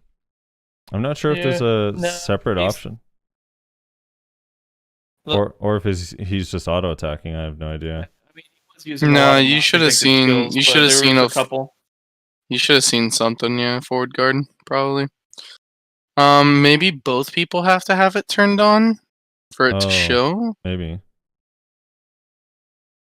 It's a Mewa here. Well, let's see how many iframes that doesn't happen with Chase. No, I can't see. I can't see anyone else's. Yeah, he did a full protected super armor frontal guard rotation right there. You should have seen stuff. Yeah, I don't know. I wish I can read what these other ones say. It says in the notes that you're supposed to be able to, but only in Battle Arena. So I'm not really sure what the rules are. Maybe it's in the 1v1 arena? No, it's probably in the whole Battle Arena. I think it's probably both people have to have it turned on. Ask Mewa if he has it turned on.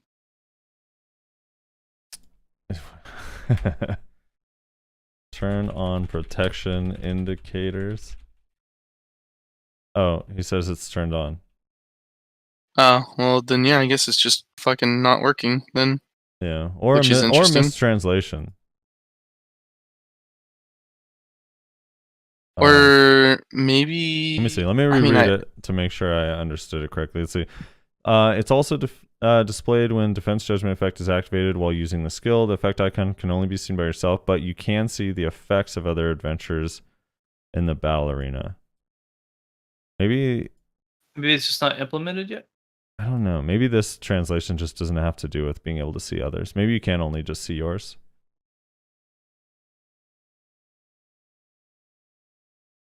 Try changing your settings back from Opti. I doubt that'll do anything, but no, I don't think so. Maybe it doesn't work on others. Maybe it's only for yourself, after all. Maybe just that sentence means something else.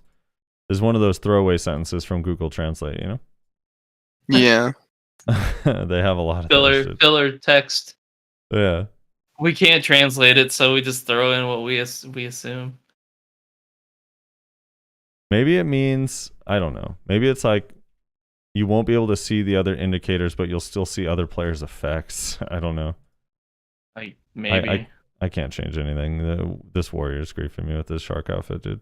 Concealment, my guy. He's so happy. Look at him. He's like, hell yeah. Is this what biohack feels like? I get to smash. Yeah, I don't think the graphics changed anything. I don't think it's implemented. Oh my god, dude. I don't have any skills hotbar. I don't have skills hotbar, so I can't. Oh, I'm in Awakening too, you know? That's poopy spec. Poopy spec? I was wondering why you did like down LMB and shift LMB or whatever, and then went like 1 foot. I was like, wait a second. Yeah, it didn't go anywhere, you mean? Okay. Yeah. I'm gonna switch to remastered. Or I'll just switch it to like medium, right? A lot of people play on medium. Yeah, I mean, I doubt it'll change anything, but who knows? Same. Yeah, it looks like it's only for self. Alright, I need my target chase, dude.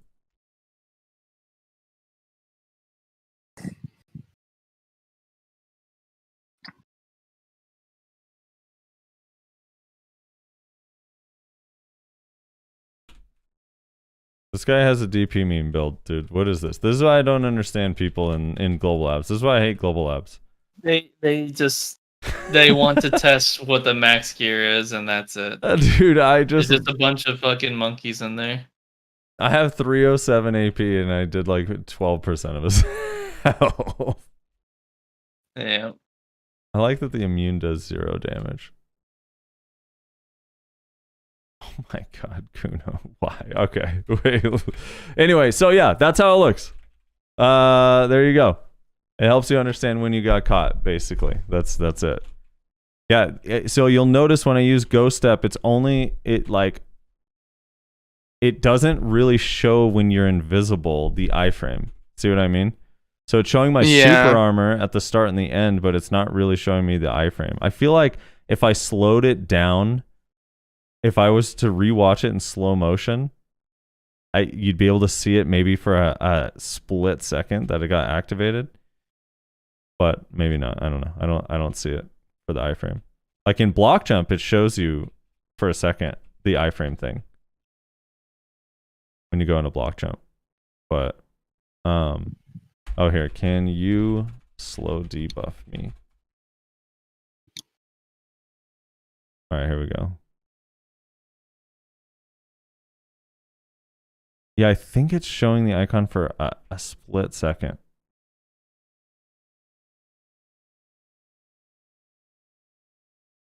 I don't know. Anyway, so that's how that looks. I think it's kind of a cool thing to learn where your openings and not openings are, or lingers or non-lingers. I think overall it's kind of nice. Actually, it probably is a good thing that it doesn't show on other classes, to be honest. And it's just for yourself. Yeah, I mean it's just a harmless change. Like kind of weird. Don't know really why, but yeah, it's like whatever. Yeah, that's basically my stance. I don't know what prompted them to implement this. The flashing looks so weird.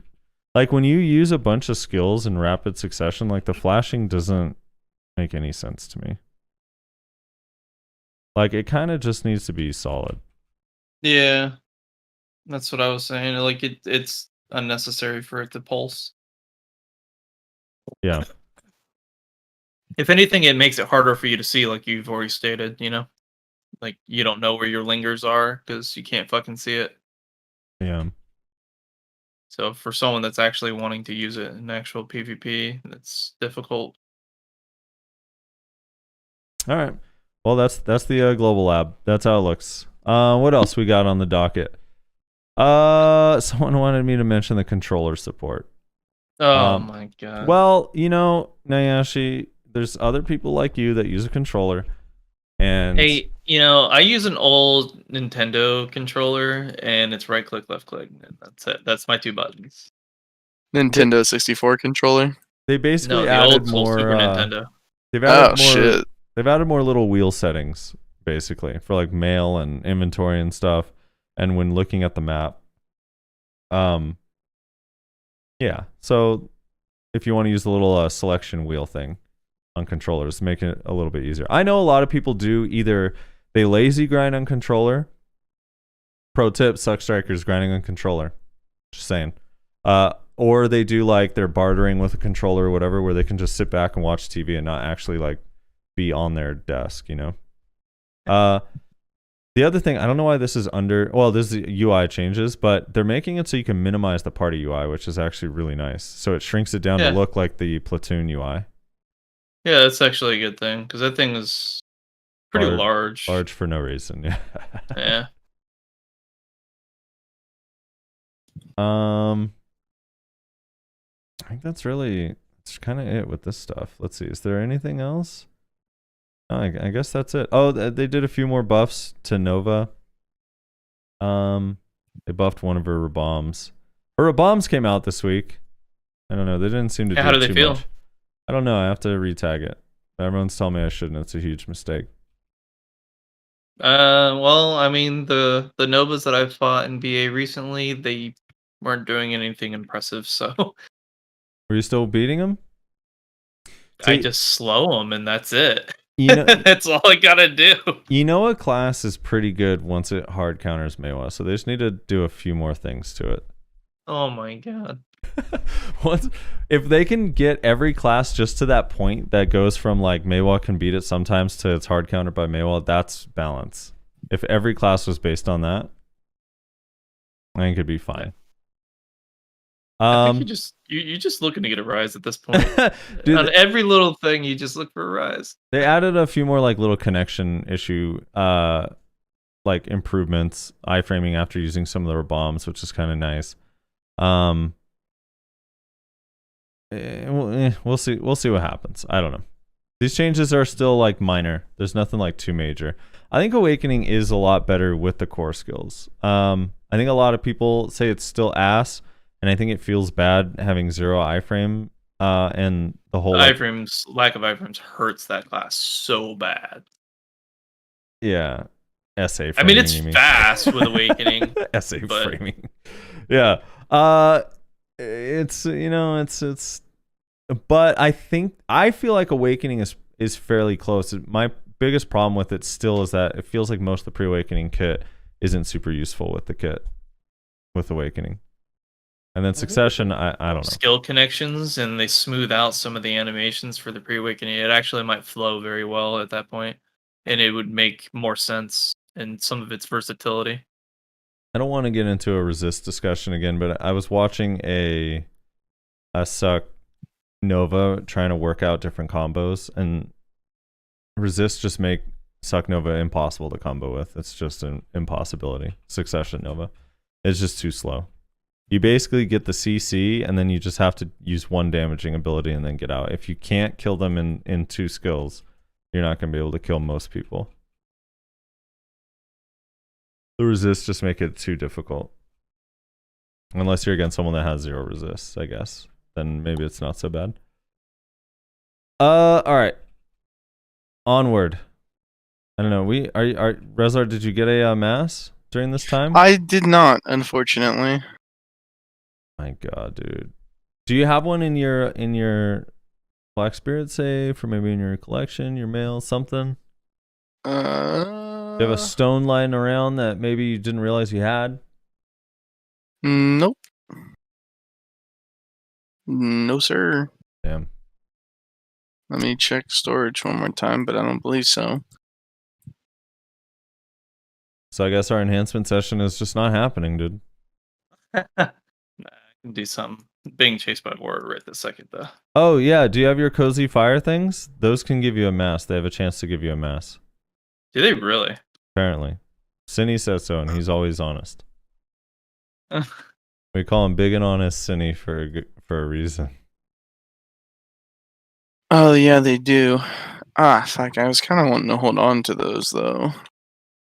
Why? They give nothing but Rumbling Earth Shards. Why are you holding on to them? Ah, because I'm holding on to all of my opening box stuff. No, you need a mass. All of the random, like, open this and get one of these item things. I guess I can open the fires and see if I get lucky. I'm pretty sure it's manufacturing, right? It is manufacturing, yes. So, alright, here's what we could do. We can start up the comments while manufacturing these. I'll manufacture mine in the background too and laugh when I get a mass and you don't. I've already manufactured all of mine. I'm gonna run the Glish, pick up the rest of them that are in storage, and then I'm just gonna open them until I get a mass and then stop, or open all of them, I suppose.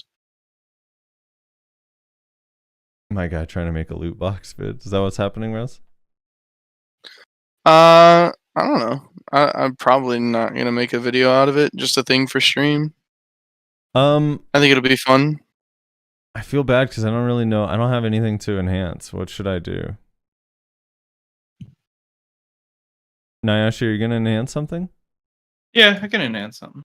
We're not gonna see you guys. We didn't mention, or we might have mentioned, but we're gonna be taking a week off next week. So. Oh yeah. Probably should have mentioned that at the beginning, but yeah, next week we are going to be missing next week. It is Super Bowl Sunday. We are all Americans, so put 2 and 2 together.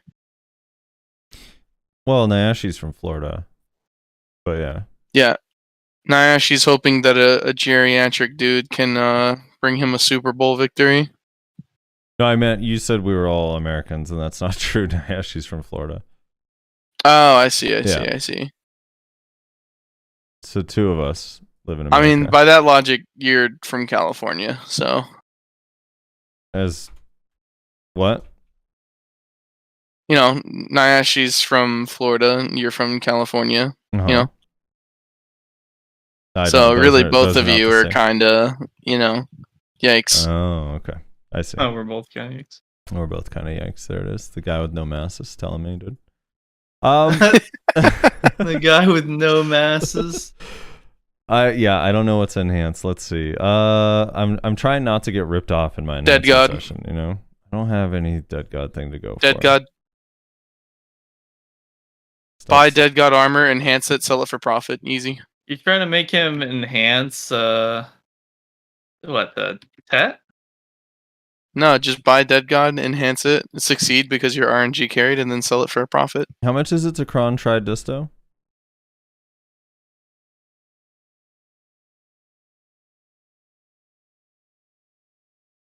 What is Try disto 562? I could go for duo disto, I guess, or try disto. Buy a duo and go for try. It feels awful though. What are you going for, Nashy? Try disto? Probably disto attempt. We'll see where it goes. We'll see where it goes. Oh, dude, I hate this feeling already. I already feel bad. I hate it so much. I already feel like I've lost everything, and I haven't even started yet. You guys don't get that feeling? I get that feeling of basically immediately. It doesn't feel that bad when you have nothing to lose.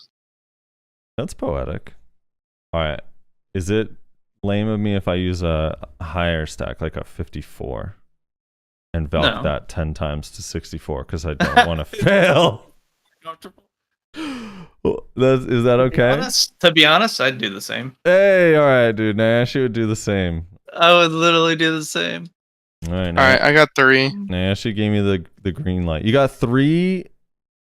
You got 3 masses? Yeah. Oh shit, dude. Out of 19 boxes, I think it was. All right. Of course, I think I'm only gonna be able to do 2 attempts because I think I have enough crons for 1 attempt, and then I can do an uncroned attempt. All right, who are we gonna have go first? Who should go first? I still have to run the Velia and do shit, so somebody else can go. Yeah, sure. You already ready? I'm not ready. All right, I guess I'll be first then. God damn it, dude. Oh my god. This game is so hard. I already hate this. All right, I'm gonna stream on Discord so we have your official reactions on time. Let me see. What else do I need to bring over? I'll have sound effects for this. All right, I'm cheese balking this up because. All right, don't hit enhancement yet. I'm not watching it. Give me 1 second. I'm completely scared. It's all right. I have to pee first anyway. And this is Oh one of my those God. It's a nervous pee, dude. Do you need to go to the doctor? This No, is the I second just- time in like 2 hours. 2 hours is a long time. I'm drinking an energy drink and chugging water in between. Normally you do 4 hours and are fine. It's not true. Every show I go to the bathroom like 2 or 3 times. I just go silent and run.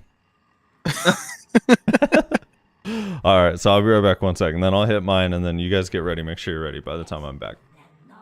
All right, sounds good. Wait, Nayashi, what are you going for? I'm gonna try to make a try disto. Oh, okay. Big pog, big gains. I'm probably gonna raw tap the pry and duo, and if those go, then I'll do the try disto. I think I demand to go last since I died for you guys' RNG last time we did this. That's fair. I feel like I reserve the right to go last. I think that's fair.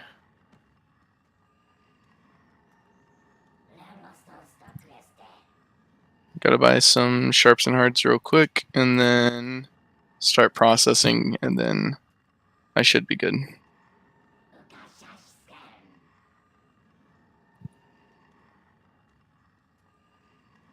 Oh, might help if I pulled them out of storage, wouldn't it?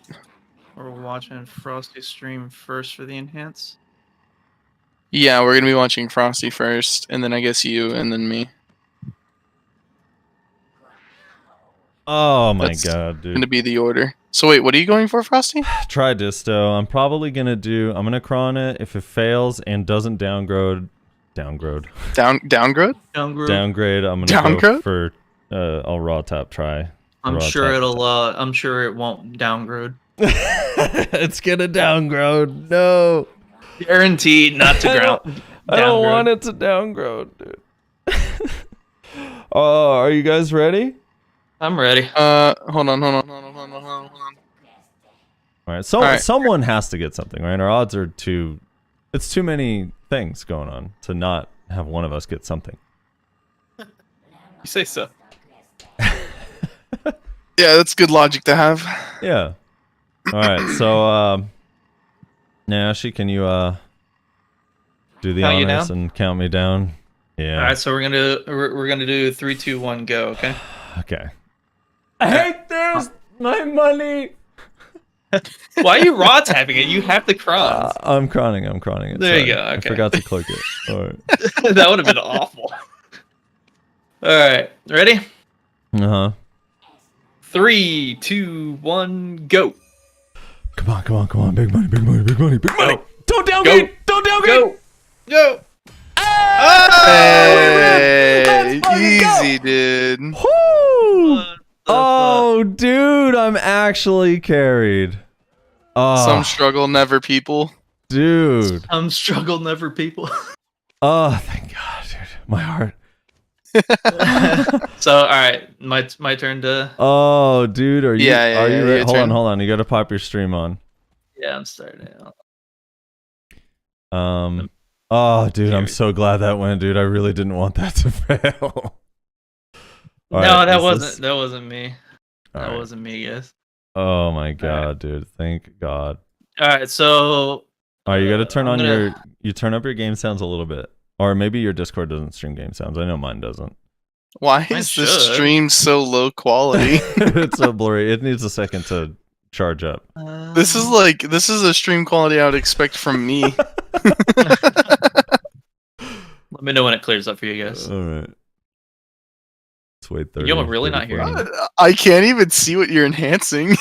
Oh. No, I don't hear the audio, but Discord's been doing this for a lot of people lately. Should I restart it? Nah, No, it's fine. not gonna fix. I think it's a Windows update that changed it for a lot of people.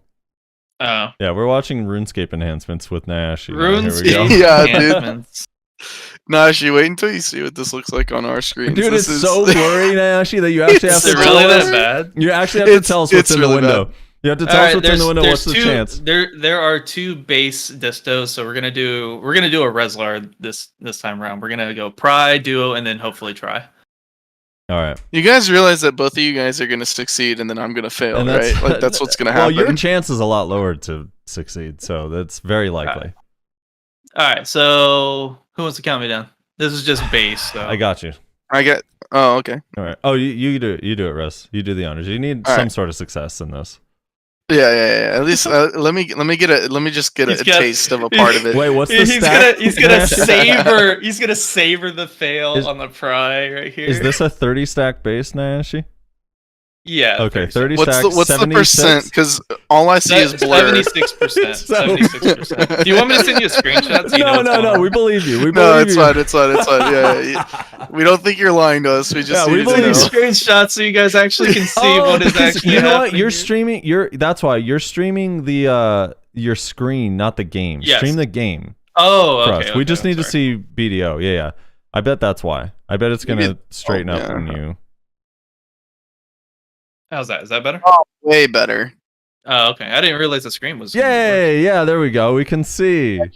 See what's happening. Okay. All right. So, Reslar, you're counting me down on the All right. base. Yeah. It's gonna be on go. Okay. All right. 3, 2, 1, go. See, is Reslar bad luck? Is Reslar why these fail, Pry? Is this the Reslar Pry? Oh, no. We have sound broke now the too. Reslar We have Pry. sound All right, now hold too. on. That fixed your sound. Oh, it did? Okay, cool. Good to know, actually.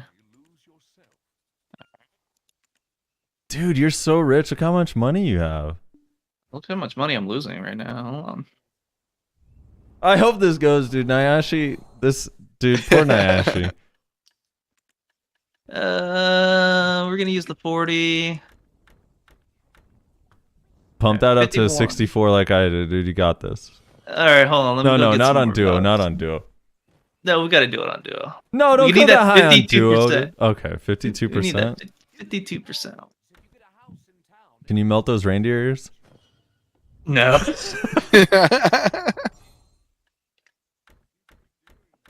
There we go. Oh, 52-2. He went all out. All right. All right. All right, Reslar. Do your All right. worst. Duo sucks. Same dude. thing. Fuck this. 3, 2, 1, go.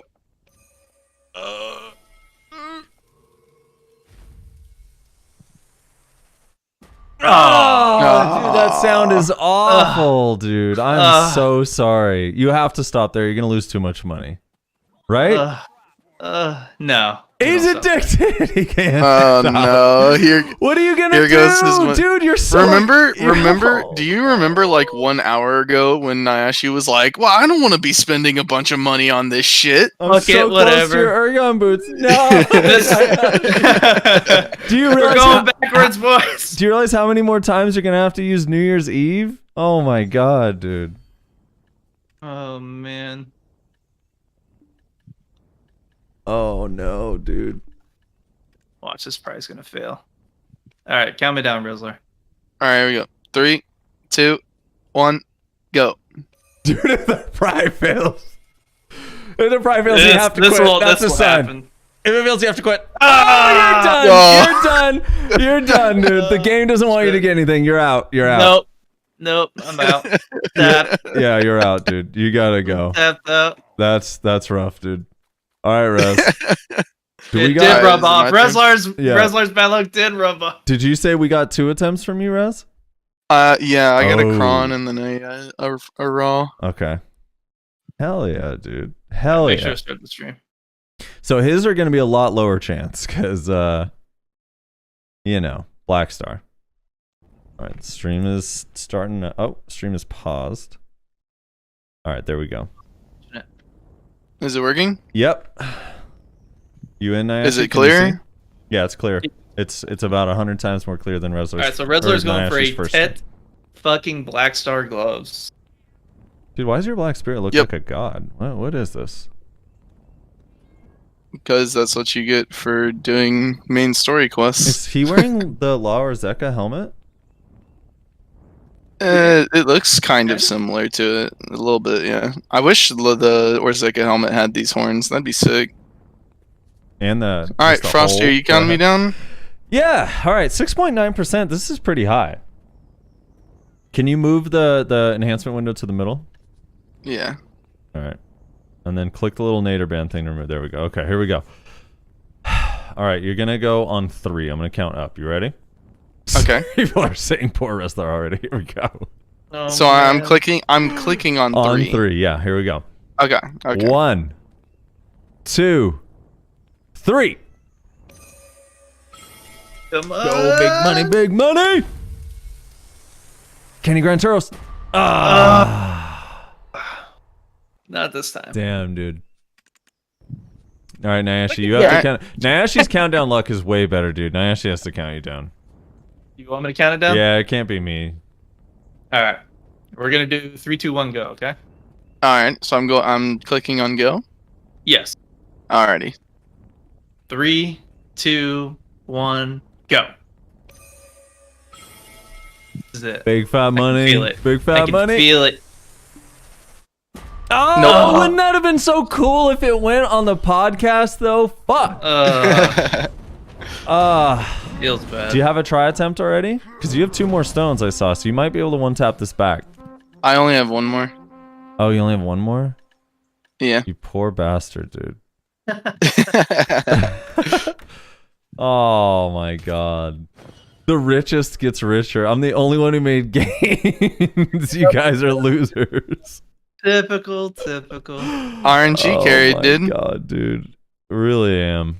Really am. Here, let me drop this Hadum server image for you guys in the chat, and then for the Discord we already have it. All right, so I'm gonna pull up the comments. We ready for comments? I'm sorry, Rezlar, that went that way. Actually, I'm less sorry. You got greedy. You deserve to feel that. I'm going again. You are? Oh no! Oh my God. Okay. All right. Now she's going again, dude. Let's pop this out. Here we go.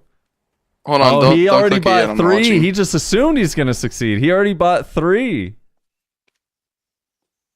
Oh my God, dude. All right. Now probably I'm just gonna tap. I think Rezlar has to count you down, dude. Now the duo. This is where have Rezlar do it. All right. Rezlar's got the countdown for you. We're breaking Rezlar's fucking bad luck right here. On your enhancement? On my account, we're breaking it. Oh shit, dude. Someone stop him. It's alright, dude. He'll get his Zergon boots next month. Like, No, March. see, the thing is I failed, so this is gonna succeed now. Is the thing. All right, you ready? What are your countdown Ready. rules, Russ? When's it going on? It's on go. All right. 3, Ready. 2, 1, go. Will he make all of his money back and break even? Will he make... Duo sucks. Hey! Let's fucking go, dude. We're not done. We're not done. Are you crowning try? Yeah, I'm crowning Hey, try. let's fucking go, dude. Someone buy my try before Nayashi has to list his. Someone buy my try right now before Nayashi lists his. Just list You yours under- higher and I'll undercut you. No, you fucking undercut me. I will make you go perma red and kill you in town. Oh, dude. Nola's saying Nayashi stop. The problem is, Nola, is that Nayashi only really breaks even here if he sells this, because he... True. So he I'll make kind some of money. needs this to succeed, you know? His life depends on it. my boots, they depend on this. Now, if the Kron fails and it doesn't downgrade, are you going I for saved for a more rock? Krons. Oh, you saved for more Krons, More okay. Krons. I spent enough. The gambler logic. Alright. Oh my All right, god. here we go. This is it. Yep. This is your time to shine, man. On my account, but nervous. your time to shine. You realize this is gonna succeed, right? Don't say that. I'm That's such hoping. a jinx, dude. That's such a jinx to say that, Rezlar. Why would you do that? He's your He friend. secretly hopes it fails and It's not a. downgrades. It's literally. It is literally how this game treats me. Like I'm telling you. All right, here we go. You ready? So, ready? 3, 2, 1, go. Oh. Oh yeah! Hey, he's rich. He's rich just like me. Let's go. Dude, you're a hair closer to those Oregon boots now. All right, please just list it for above mine. All right, don't do this. We're going for Tet. No, No, I was going to say, you don't have crons, dude. You only cron for Tet. Rip Rezlar, poor Rezlar. Maybe it's just going to be tradition that every couple weeks we make Rezlar poor. And So me and Nash from get now rich. on, anytime someone's like, "Man, why is Rizlar such a gearlet?" Again, I would like to call back to this moment as well as in the last time we did this. There you go. Oh, no. Wait, Nayashi, list it for higher than that. List it for 5.8. Don't be a dick. 5.8. Dude, you actually undercutting me and that other guy? Come on, dude. Wait, where are you? Are you up here? I'm at that 5.5, dude. You got to go up to 5.6 at least. Don't be... I'm your friend, dude. Don't do this to me. It'll sell anyways. You think it'll sell 5.8? Yeah. Oh, shit. Should I list mine higher? Now I feel bad.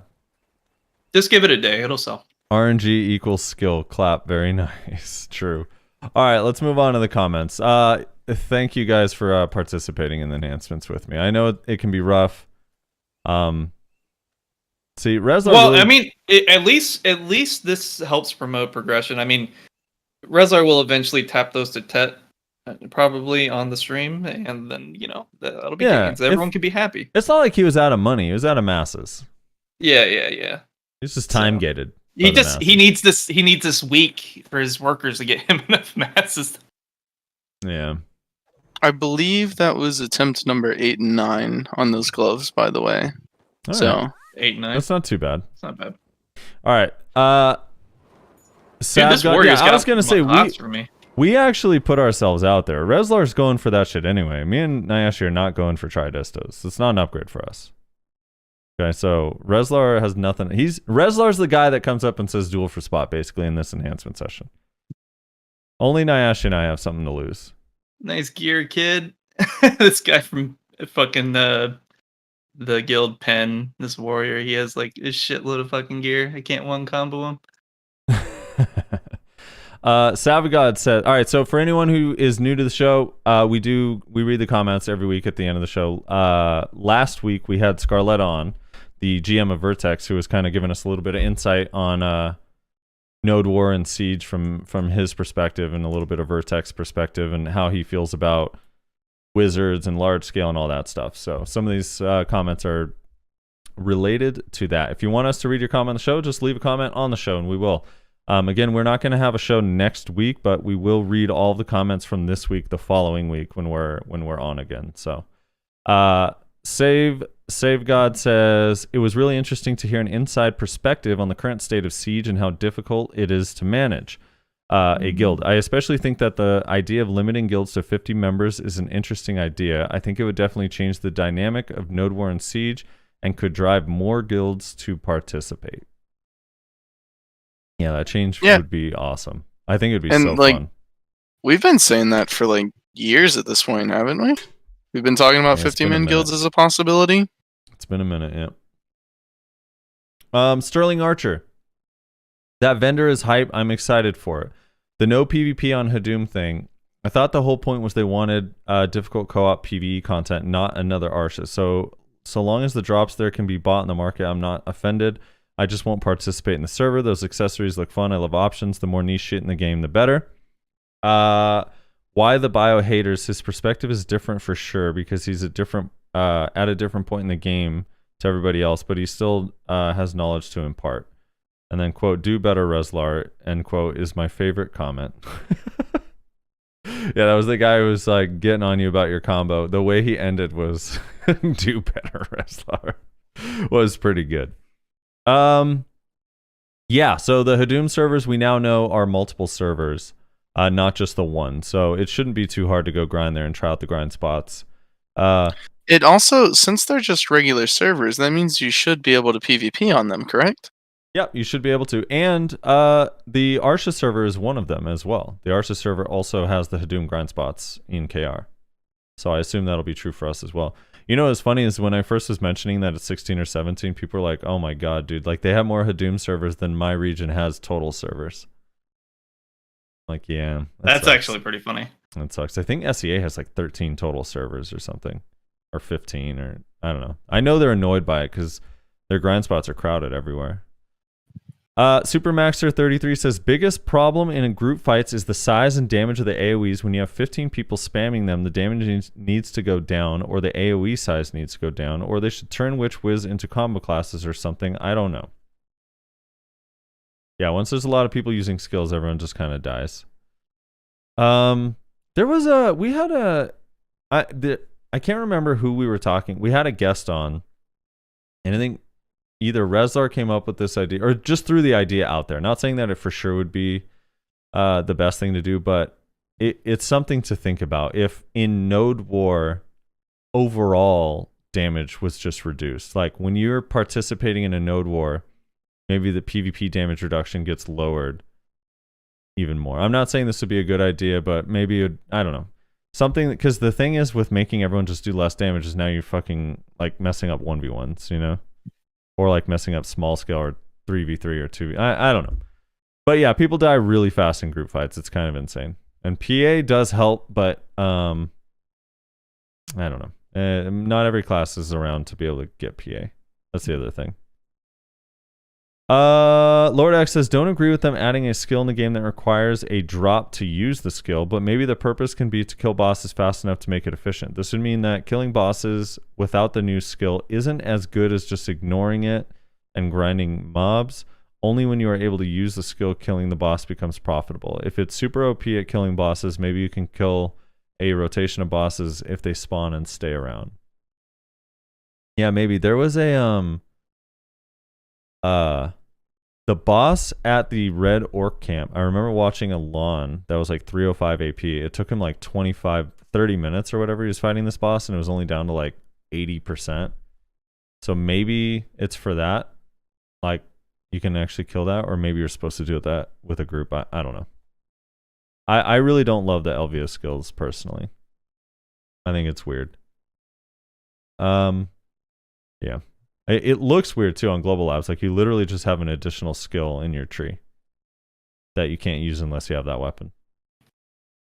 Orakami says potentially they need to add a few servers that just deny PvP for people that don't want to PvP. Let them go there and grief each other.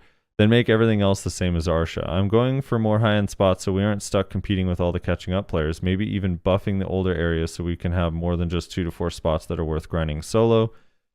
Adding to the iframe versus grabs versus etc. conversation, I don't really mind the rock paper scissors aspect of some classes, some of the class balance in 1v1s. I think it adds a little depth and danger to the world. I can agree that if the meta causes most other players pick scissors and you happen to be paper, that it can feel really shitty. But you're still going to beat the rocks when you see them. I don't think balance is the main issue. It's more the flavor of the month mentality and people just wanting to be the perceived best class. Yeah. I don't know. Here is my breakdown of Wizard, by the way. Rezar and Ashley, let me know if you guys agree or disagree with this. All right. I don't care what changes. I just want Wizard and Witch to be changed in a way that guilds no longer say recruiting required 670 gear score if Witch only 650. Yeah, right. Once that's changed, I'll feel a lot better about the state of Witch. Like where you're not lowering the gear score rec for a particular class. If we could just get to that point, I'd be happy. I don't care what it takes to get there, but that would be really awesome. Dromang86, the Bladers have corrupted you guys. A CC that goes through forward guards if back attacked? Stupid idea. How about realizing some classes suck at certain matchups? I'm sure you have an easier time fighting Kunos and Ninjas than I do as a Zerker. Ooh. What are your thoughts on that, Nash? You do have an easier time against Ninjas, Kunos than Zerkers do, don't you? Busted ass, Maywell. The depends on what context we're talking about here. I think in just 1v1s. Well, he's addressing I can't remember who it was now, but whoever came up with the idea, but I think it was a Scarletta, where like if instead of adding a traditional grab to a Musa or Meiwa, give them like if it's lands directly on their back, then it counts as a grab. Like you give them like a 15-second cooldown, cost stamina grab that you have to land it on their back, not on their front or side, which I thought was kind of an interesting idea because then they would actually take work to execute, and as a player defending against those classes, you would know you don't want to let these classes behind your back because they could grab you, you know? So I thought it was kind of a cool idea, but apparently we're corrupted. And we're probably right. I think Meiwa should just remain crap. What do you think, Nayashi? That's messed up. I don't know. It was just an idea. I don't think I'm corrupted. I mean, I think like I also think that Meiwa and Musa with a grab would be crazy, but if it's one that has some prerequisites, I don't think it's that bad of an idea. I thought it was kind of a cool, fresh idea that I hadn't heard before. Honestly. Ezra EB says, why is 50-man guilds not talked about more, actually? Yeah, I don't know. Because it would be a pain to implement, I think, is the real answer. It would be a pain to implement. It would be a pain to implement, and it would not be very well received by a lot of the community. Yeah. The problem is you're basically breaking up communities. Yep. In the short term, it would be rough. I really do think it would be beneficial long term, though. Yep. People would have to get over the fact that they're going to have to decide who they want to stay in their guild and who's going to go to like the sister guild or whatever in order to better like help the game as a whole. But people aren't going to like that they have to do that. What about this implementation, Wrestler? What if just all Node War and Siege caps got brought down to 50 100% of the time? So that way you could stay in your guild. You just might not be able to go to Node War and Siege because it'd be full. That way it doesn't break anybody up. And the casual guilds can still have 100 if they have a big community and stuff.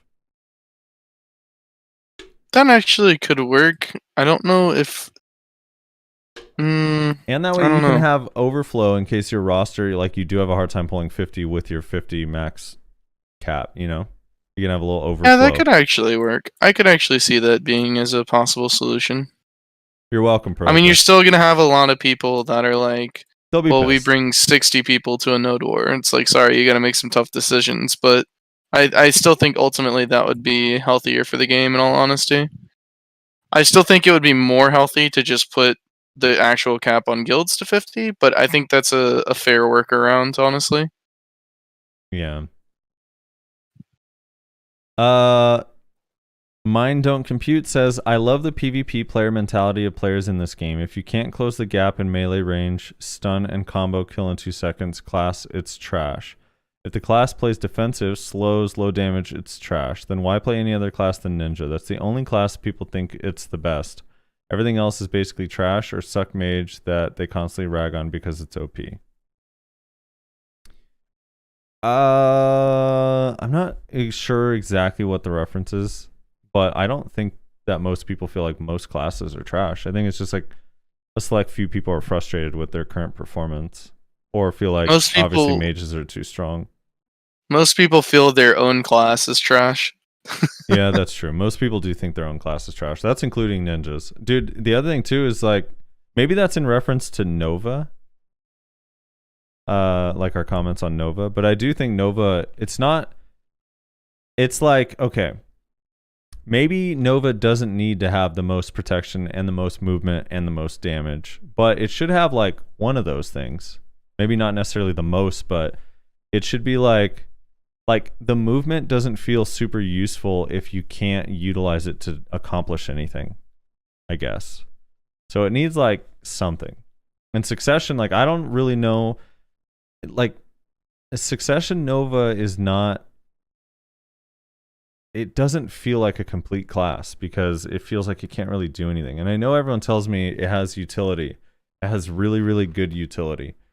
But it has good utility, dude. It can print screen its ice wall in castles to prevent people from coming through. What good utility that is.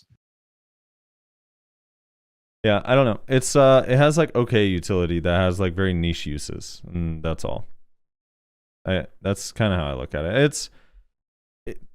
I also feel here's the thing about, I can't really speak much about Awakening because you know a lot more about that than I do, but I spent actually quite a bit of time on Succession Nova. It's literally just shitty Guardian.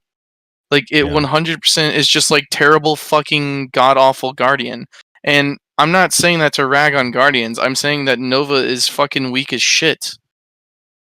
Like it is literally, it's slow like Guardian. Its movement is a little wonky and like weird like Guardian. It's like, it's very, very similar to Guardian, but worse in literally every single way, except for the fact that it has a fucking ice wall. Whoop-de-fucking do. Like, it's fucking awful. It really is. It's really fucking bad. Yeah. I was talking to a couple Guardians about Nova, because I know 2 Guardians in my guild that were really hyped on Nova and tagged it immediately. And the net result for them as Nova is that Nova really brought to their attention and showed them how good Guardian actually is. Yeah. Like it made them appreciate the class they already have a lot more. Like, here's the thing. Like, Guardian, say what you want about, like, all of Guardian's iframes and its damage. Like, that shit is definitely pretty insane. But, like, at the end of the day, I really feel like the main thing that makes Guardian a viable class is the fact that it slows on every hit and it heals on every hit. And whenever you play Suck Nova, like, I swear to God, anybody who's played Suck Nova for, like, 10 hours and PvP'd on it will think this. Man, if this class just had slows on every hit and healed, like, frequently, this would actually be, like, okay, at least. Like, it still wouldn't be, like, super OP or anything, but at least it would be, like, fucking playable at that point. Yeah.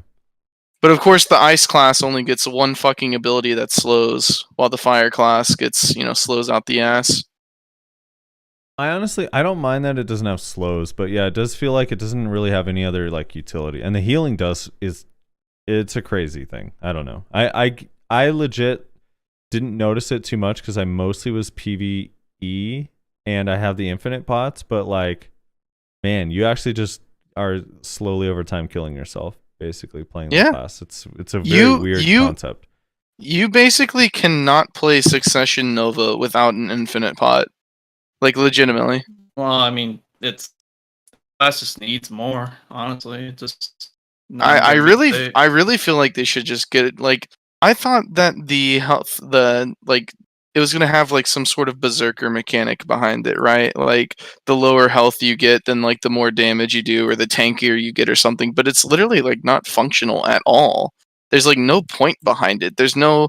It's like a half-finished idea. I don't understand it. It really does not make sense in Well, the technically, context of the two entire half-finished kit. ideas. Yeah, If you think let's about not the even get pre-awakening. into let's not even get into fucking like awakening, and the whole class just feels like it feels like something that it wasn't made by a small group of people that had a clear and concise idea.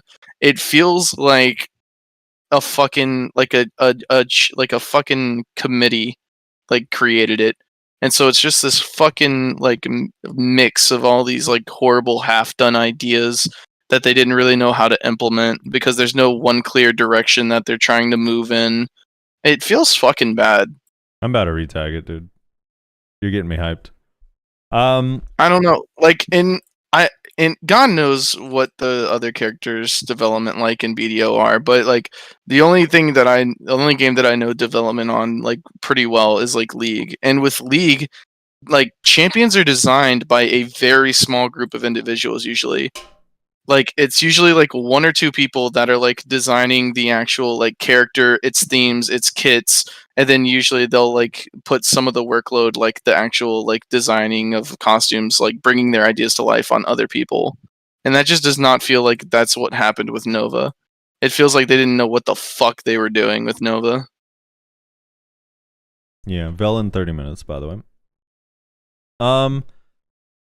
Yeah, the other thing, I said it before, but the other thing that I always find weird about the HP thing is what I thought was going to happen was you're going to be using these abilities and sacrificing significant chunks of your HP, but in exchange for like people do not want to be hit by this gargoyle. You know, like if this thing flies overhead and hits you, like it's going to do so much damage that it's going to be like, no, like worth losing HP. But instead you like lose HP, not really like a significant amount on each skill, but enough that it just slowly drains you down, and then the damage is just not anything. Yeah, the damage is just like normal like awakening damage skill, which is like why then? Like why? The other thing too is that the awakening damage to me actually feels pretty okay. I still think Shift LMB when not in on guard could be a little bit better, but outside of that, like the awakening damage with the changes and stuff that it got feels pretty all right. But that the awakening has other problems. But Sokka, it's just for how slow it is, I don't know. I find it strange that it does slow damage. Anyway, moving on. Alexander LaFortune says the availability of those new necklaces is up to debate to see if it's worth to go for them. With one channel with Hadum, it's going to be impossible. Yeah, so luckily we now know that Hadum's going to be multiple channels. So it shouldn't be too bad. Should be a lot easier to get than we originally thought. Yeah. Corin Naoko says, I think they need to add a good 6 to 10 more high-end spots that all make around the same amount of silver as Starzan or Sakrea, not only to spread out the higher geared players, but for a new change in scenery. Group grinding spots that make close to the same amount would be kind of dope too. Yeah, I agree. I feel like Hadum kind of is like half of what you're asking for. I don't think all the spots will be super good, but I do think we'll get probably 2 or 3 decent spots out of it. And as long as, like Rezar and Nash were saying before, they keep adding new ones, like from Calpheon and whatever other regions, they should be able to like give us quite a few good spots. Ian says it is PvP enabled. It's not. The Hadum and PvP are two completely unrelated things. They just added grind spots to existing channels. So on Arsha, PvP is enabled. On the normal channels, it is not.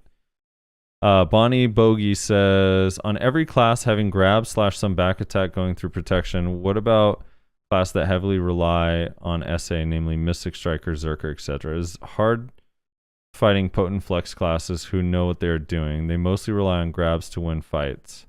Mystics especially because the SA trade potential is nowhere close to a striker, nor do they have the mobility of a Zerker. If we think all flex classes should perform as well as Ninja and Kuno, maybe all SA classes perform as well as Guardian. Let classes have their own identity. I mean, I agree with your general premise. I'm not really sure what you're counter arguing here. I mean, I just would, I wish all classes were like all pretty good all around and everything anyway, and while still maintaining their differences in style, I guess. Hard to do though. Original HD says, I agree 1,000,000% with 50-man guilds. Well said, guys. A lot of people share the same idea. Cherokee says, or Cherokee with 3 E's. They call it Cherokee. Cherokee with 3 E's says, my favorite cereal. what if guilds wanting to alliance have to be in ownership of 2 to 3 nodes? That's the requirement to ally. It would fit lore-wise too, right? So if you want to make an alliance, you have to own 2 to 3 nodes. Well, how would you own the 2 to 3 nodes without an alliance, though, if you're not a very strong guild? I think owning 2 to 3 nodes is going to be pretty difficult for most guilds, actually. Yeah, I think that's going to be super, super difficult for most guilds. I honestly think, like, the more I think about this new system, and again, this is all speculative, right? Because we don't fucking know. We don't have it. Nor have we seen the demo of it, by the way, that they keep saying that they're going to do. I feel like this is going to really exemplify the power difference between like the siege guilds and the like actual legitimate T2 guilds. Like I think siege guilds are going to own a fuckload of nodes, like 4 or 5 nodes, and the legitimate T2 guilds are going to be like fighting over 1 node because they don't even want to bother. But how are they going to hold? You're saying they're not even going to be attacked? Their forts? They might get attacked, but not by a majority of the guilds. Because there's going to be guilds that are like, dude, fuck, like, I don't even want to go over there and fight Chunishin. Well, like, I'd rather just fight this other actual T2 guild on our own little thing, try and secure our victory, and get the fuck out of Dodge before Cho comes for us. Yeah, but there's enough strong guilds. The thing is like, all the starter nodes are in an area, and they all eventually branch to each other. So, like, if Corrupt is on one, like Corrupt, Digital, and Brutal, like are not going to be afraid to hit Cho from multiple sides. So I don't think that'll happen. I think it's going to be hard even for Cho to defend themselves once they have more than 2. Like maybe they'll be able to maintain 2 pretty consistently, but after that I think it's going to start getting hard because they're going to be hogging up entire regions that other guilds are going to want. And it's just going to be too hard. I think it'll be too hard to defend multiple spots. If there's too many nodes, then that won't be the case. Like if everyone can literally just place somewhere separate and get money and then no one has to fight, then that'll be a legitimate problem. So hopefully they address that like early and it doesn't end up like that. Because if that happens, then I'm 100% with you. That's Cho will just have like 5 and then all the other guys will be fighting they'll get their 1 or 2 but not really care to fight. Blairy says, good to hear that Suck Wiz yeah, good to hear that Suck Wiz is also sucking the fun out of Siege on PC. I'm a GM of a big Siege guild on console, and the meta on console now has shifted super hard. Super geared Suck Wizards without Caphras is absolutely nightmare. Something needs to be done about the class. Great podcast. Edit. We have been asking for 50-man guilds on console since day 1. Hopefully they can somehow do it. Dude, it's common across. It's just, I can't. I know we get into it so much. I can't, but it's crazy. It's like every region, console, platform is all suffering the same problem. Why is it not being addressed? Please. Hear us, PA. Hear us. Please. Robin Meat says, trading a Guardian in God Incinerator in the back is not the smartest idea. You can literally cancel it with Phoenix or Side Dash Awakening the moment the Meiwa tries to hit you in the back. Wait, I think he's saying you can't really... I think the implication is that Meiwa can't really trade against a Guardian because they can just get out of God Incinerator. I don't know. You seem to have some success trading against Guardians, right? Depends on the gear difference. Like if there's a massive gear difference, no.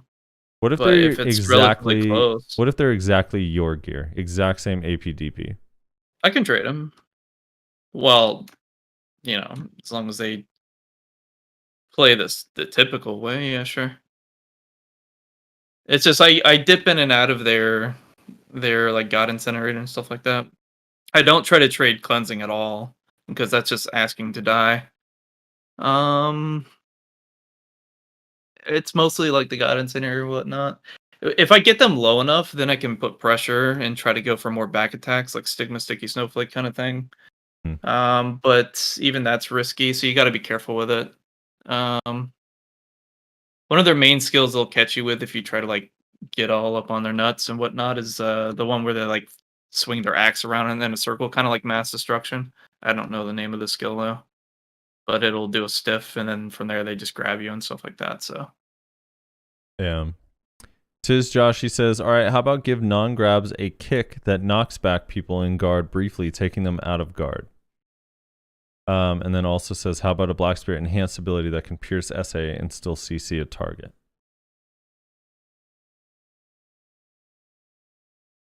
Turn you into like a world boss? I don't know. I mean, if it works.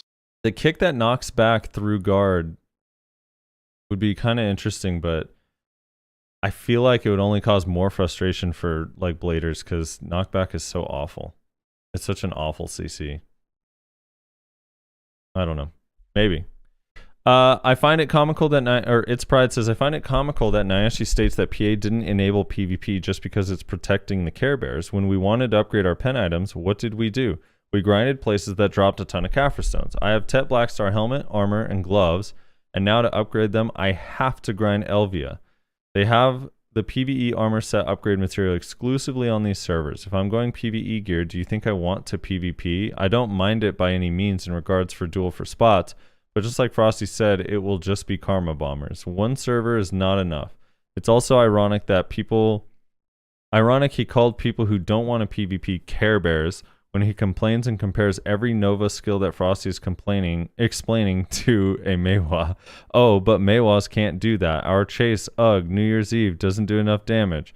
End quote. I hope the Elvia servers increase and has more than one server. Wait, Great when did podcast. I ever compare it to Nova? I think he's talking about when we were talking about Nova like that first day, and you said that Meiwa also doesn't have iframes. Yeah, you were doing that quite frequently on the first day we talked about Nova Nayashe. Where like every time Frosty was like, yeah, so Nova's problem is X, and then you were like, oh, Meiwa also struggles with X. All right, and then Frosty would be like, it also struggles with Y. Is fine. He was trying to use that as like an analogy to his problem. He was saying, Nayashe, if someone doesn't enjoy PvP, are they a Care Bear by default? No, Care Bear is someone that just doesn't want PvP to be in the game at all. Like for example, like people that were promoting like the basically the PvE related servers and whatnot, they don't like how the Arsha server is. They don't want the Arsha server to exist. Those kinds of individuals are what I would classify as quote unquote Care Bear. I have another question. What percentage of people that use the word Care Bear has ever actually seen the television series The Care Bears? There's a television series? Yeah, there was a television series. I only know of the toys. They were based on that badass show, right? That we all loved. Yeah, I think part of what your complaints are, It's Pride, are moot because there are going to be multiple servers, not just one. So there will be the normal Arsha PvP on the Arsha server with the Hadum stuff, and then there will be normal servers. So it'll act just like we have now. Hopefully we get as many as KR. What? Do you think they should put like a PvE server where like there's absolutely no PvP? You can't flag, you can't guild deck, you can't like nothing? I think that'd be fine. Like have like an Arsha equivalent to just no PvP. Yeah. Okay. And then somehow force all of the Karma Bombers to just grief each other on that server full time. Yeah, well, I feel like if you had a server like that, then maybe it's time to look at the karma system again and maybe, fix it. Because at the end of the day, if people don't want a PvP, now you have that server. There you go. You're welcome. Yeah. right? Well, people are pointing out the season server is kind of that.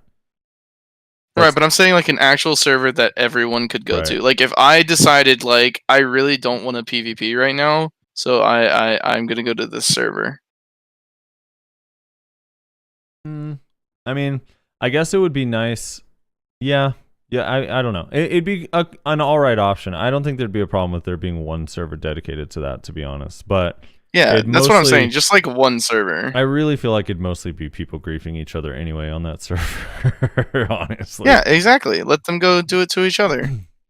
Dad says Reslar talks about 2 full row of fail stack like that's a lot. Me with 6 rows of stacks with 8 of the 100+ ones. Okay, I guess. I know that crossed my mind too, but I wasn't going to tease Reslar for it when he said he had 2 rows of stacks.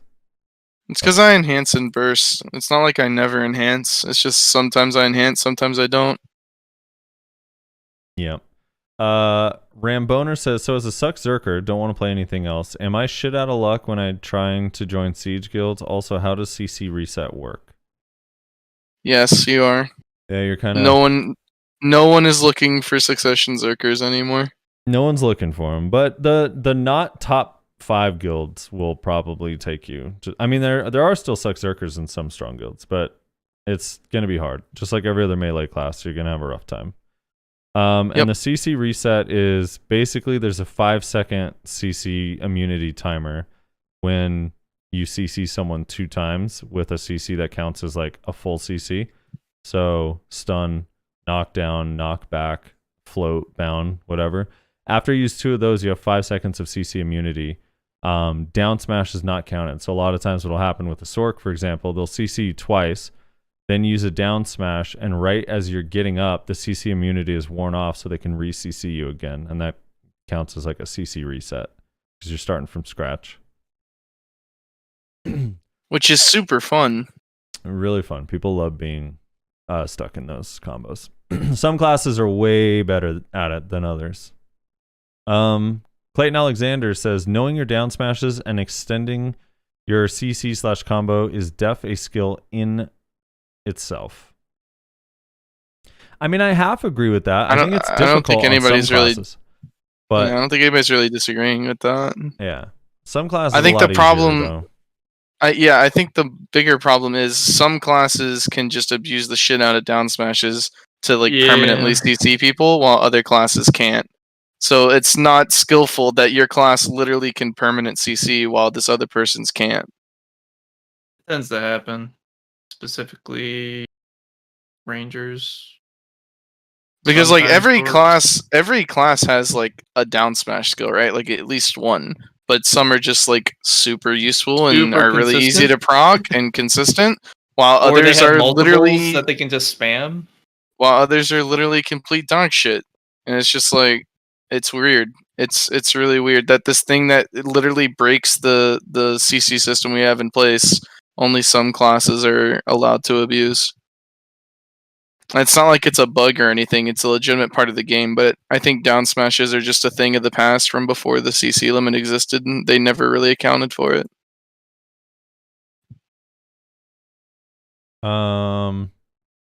Okay, so let's see. Clayton also says, the point of the enhancement system in BDO is to slow down progression overall. Too fast progression leads to early death, 9 out of 10 MMOs.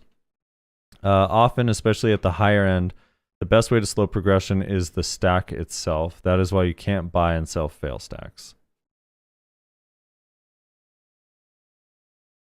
Wait, what? I think he's saying like if you don't have access to a high stack, then your progression is slowed down, which is like by design. So you'd have to make the fail stack yourself, which would be invest resources, which would set you back or slow you down. I kind of see that. Yeah. I mean, is that a bad thing? No, I think that's what he's pointing out. I think he's pointing out that that's why it's in the game, because we're talking about how people kind of hate the enhancement system and want to quit the game because of it, or it's like a reason why some people quit the game. Biohack's point or stance on it was that, I mean, you can buy 95% of your gear if you don't want to participate in the fail stack or in the enhancement system. I just think people go into it the wrong mindset. I think people go into it Well, there's a couple issues, but one, it's a mindset thing, and two, I think people get the bare minimum resources they need to do like 1 or 2 enhancements, and then it fails and they're miserable until they get to try again. Yep. Whereas like I if you think save that's up, the common I feel like issue. it's so much easier on your soul to just, I'm not even thinking about enhancing. This is generally how I do it. And I'm not saying it's perfect, but when I enhance, I save up for like 3 or 4 weeks, and during those 3 or 4 weeks, I'm not even thinking about enhancing. It's just completely out of my mind. Like enhancing is just not a part of the game. And then on that one day that I'm enhancing, I go through it, and if I succeed, great. If I fail, it's miserable and it sucks. But whatever, I'll try again in 3 or 4 weeks, or whatever the timeline is. Because I don't know, I see like not to call out Bear, but Bear will get like 1 sharp, just enough crons to do 1 pen attempt, log in, do his pen attempt. He's really upset that it failed, and then he's not motivated and he logs out. And it's just like, I don't know. I feel like that's such a hard, it's so hard on yourself to do it that way. It is. I mean, I agree completely. Like someone that's more involved and invested, like say Biohex, he goes in with the mentality of just, basically, I'm not looking to luck sack my way into this. I'm using all this material to get me a series of gains rather than just focusing on towards one goal. So I think that's how he would probably describe how he looks at it. But yeah, I mean, yeah, a lot of players are like, even me, like when I was enhancing in early days, I would build just enough materials or, get enough money for the materials I needed to hopefully luck sack my way into that one enhancement, like I still kind of do that now, honestly. I just do it with less risk. I mean, there is still a lot of risk, but doing a TET disto attempt or, a TET accessory is a lot less risky than say going for a pen piece of gear. It's because the higher percentage chance to succeed. So right. And we get a lot of free stacks, so I'm not building stacks, so that's a lot of resources I'm not dedicating towards that. So I get 100 stacks on, the regular from events and stuff like that in the game. I get 20s, 30s, 40s, 50s, even 60s and more from events on the regular. There's there's a lot of players that probably do the exact same method I do. I want to address Craze Killer's comment about the down smash thing. So he says, to be fair, look at the BDO meta. People die in 2 skills, so if someone is going out of their way to CC reset, they either do it to meme or just don't have the gear. Then he adds, and that part, I'm on board. Well, I mean, I don't think everyone dies in 2 skills, but yeah, I'm on board with that sentiment. And then he says, imagine 670 gear score players crying because someone CC resets them and kills them when they have 570 gear score. That's not the point at all. If that's how you understand it, then you're not understanding why people don't like the down smash thing. So let's reverse it. Let's say I'm the 570 gear score player, right? If I'm a Meiwa at 570 gear score, how come I don't get to kill the 670 gear score player the same way as Sork does? I can't CC reset them combo over and over again. Or the way a Ranger does or a Zerker does. Like if the CC reset thing was something that every 570 gear score player could utilize, then that argument would make sense. Like, oh yeah, so then high gear score players are just upset that low gear score players can kill them. But it's a third or 2/3 of the classes can't do the CC reset. It's just not an option. Yeah, or it's like such a low chance that it's not possible. I think people are complaining about the ones that can guarantee do it 100% of the time. Yeah. And it's not just the 670 gear score players complaining about it. It's also the other 570 gear score players that like, how come my class can't do that? So there's different ways to look at it. Yeah. I mean, it's something that needs to be addressed, honestly. Yeah. Oh, something positive. Here we go. Hold on. Sirium says, so far between. I'm from Seattle and I've never once heard someone say "warsh" instead of "wash." Yeah, you can't hear it. You can't. What was that from? You can't hear it if you're from there. Who said that? It wasn't. There's an older. We were talking about the pronunciation of wash or warsh or Washington. Some people just randomly like kind of enunciate the R. I was saying I've heard it a lot from people from the state in Washington, and I actually was listening to a podcast that had a discussion about it, about how some people say it up there in Washington. I don't know the origin of it or where it comes from, but I'm assuming, Serum, since you're from Seattle, you won't be able to hear it. It's just part of your native tongue. Okay. Ian says, seems like no matter what, people want to be able to fight every class and have an advantage, then mull over fake balance combos to seem fair. There's definitely an element of that. I mean, definitely everyone wants their class to be the best, and anytime they lose, it's balance problem. For sure. Yeah. Huge element of the game. Huge element of any game anywhere you've ever played. Like, go play League and see how much people complain. I mean, it's, Suck Wizard is clearly just, it's a skill issue. Nut Protector. Here's the positivity. Here we go. Nut Protector. Dude, that's why they're doing protection icons. Yeah. So whenever you're like, dude, I can you can't CC Suck Wizard. They're like, well, here you go. We're gonna provide you no. way to do it. If you look at it with how Frosty was demonstrating, currently it doesn't show your opponent's skill.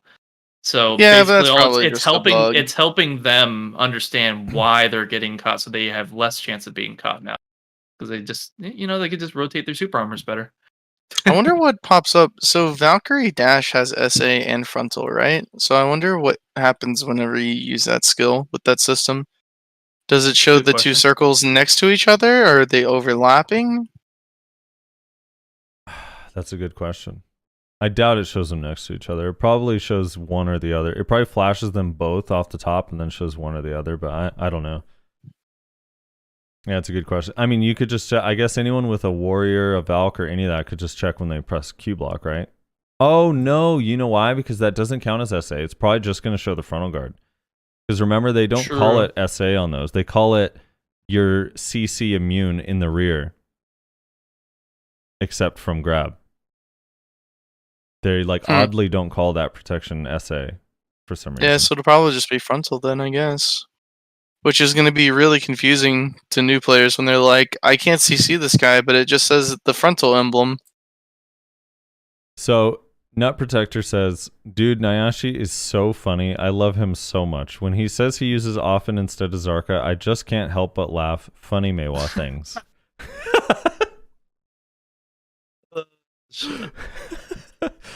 Oh, God, dude.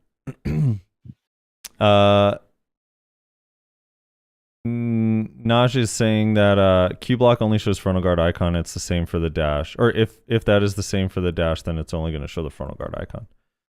Enfrax says, okay. Make the range damage scale on range. The further the caster is away from the target, the less damage their abilities do. There could be a modifier for it, and range damage could be increased with accuracy with a decently balanced soft cap on it. I'm hoping he's saying this is only true for Wizwitch, because that would completely ruin Ranger and Archer forever if that was for all range.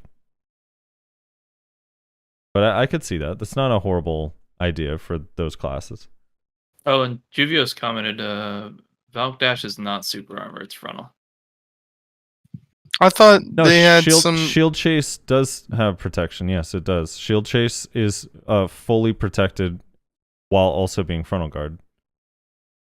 They had some movement where they basically gave it frontal and super armor a while back. I remember. Yeah, I don't know what skill it was. It might be that one that Frosty's saying. The 4 independent dashes that they have used to be only frontal. Well, it used to go like super armor and then frontal guard, frontal guard, frontal guard. Now they're all frontal guard with. They don't call it super armor, but you can't be CC'd from the side or rear from normal CCs. You can only be grabbed. So it says only one dash has that. The other 3 is just frontal. It's forward guard in all resistance, even from the rear. Wait, what? No, I got too many different people commenting on it. That's what we're talking. That's the not super armor is all resistance except from grabs or whatever. It's basically super armor, but they call it. They don't call it super armor. Yeah. Nova says the same thing on their Q block. Enfrax said, oh, that was Enfrax.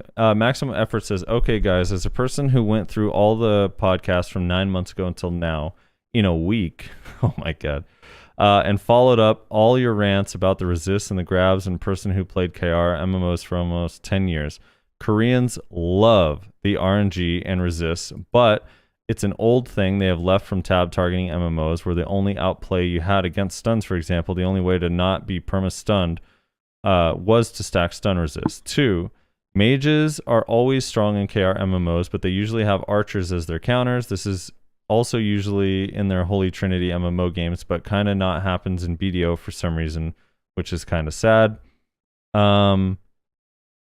As a person, what? They just make their range skills unprotected, and maybe that would be a thing.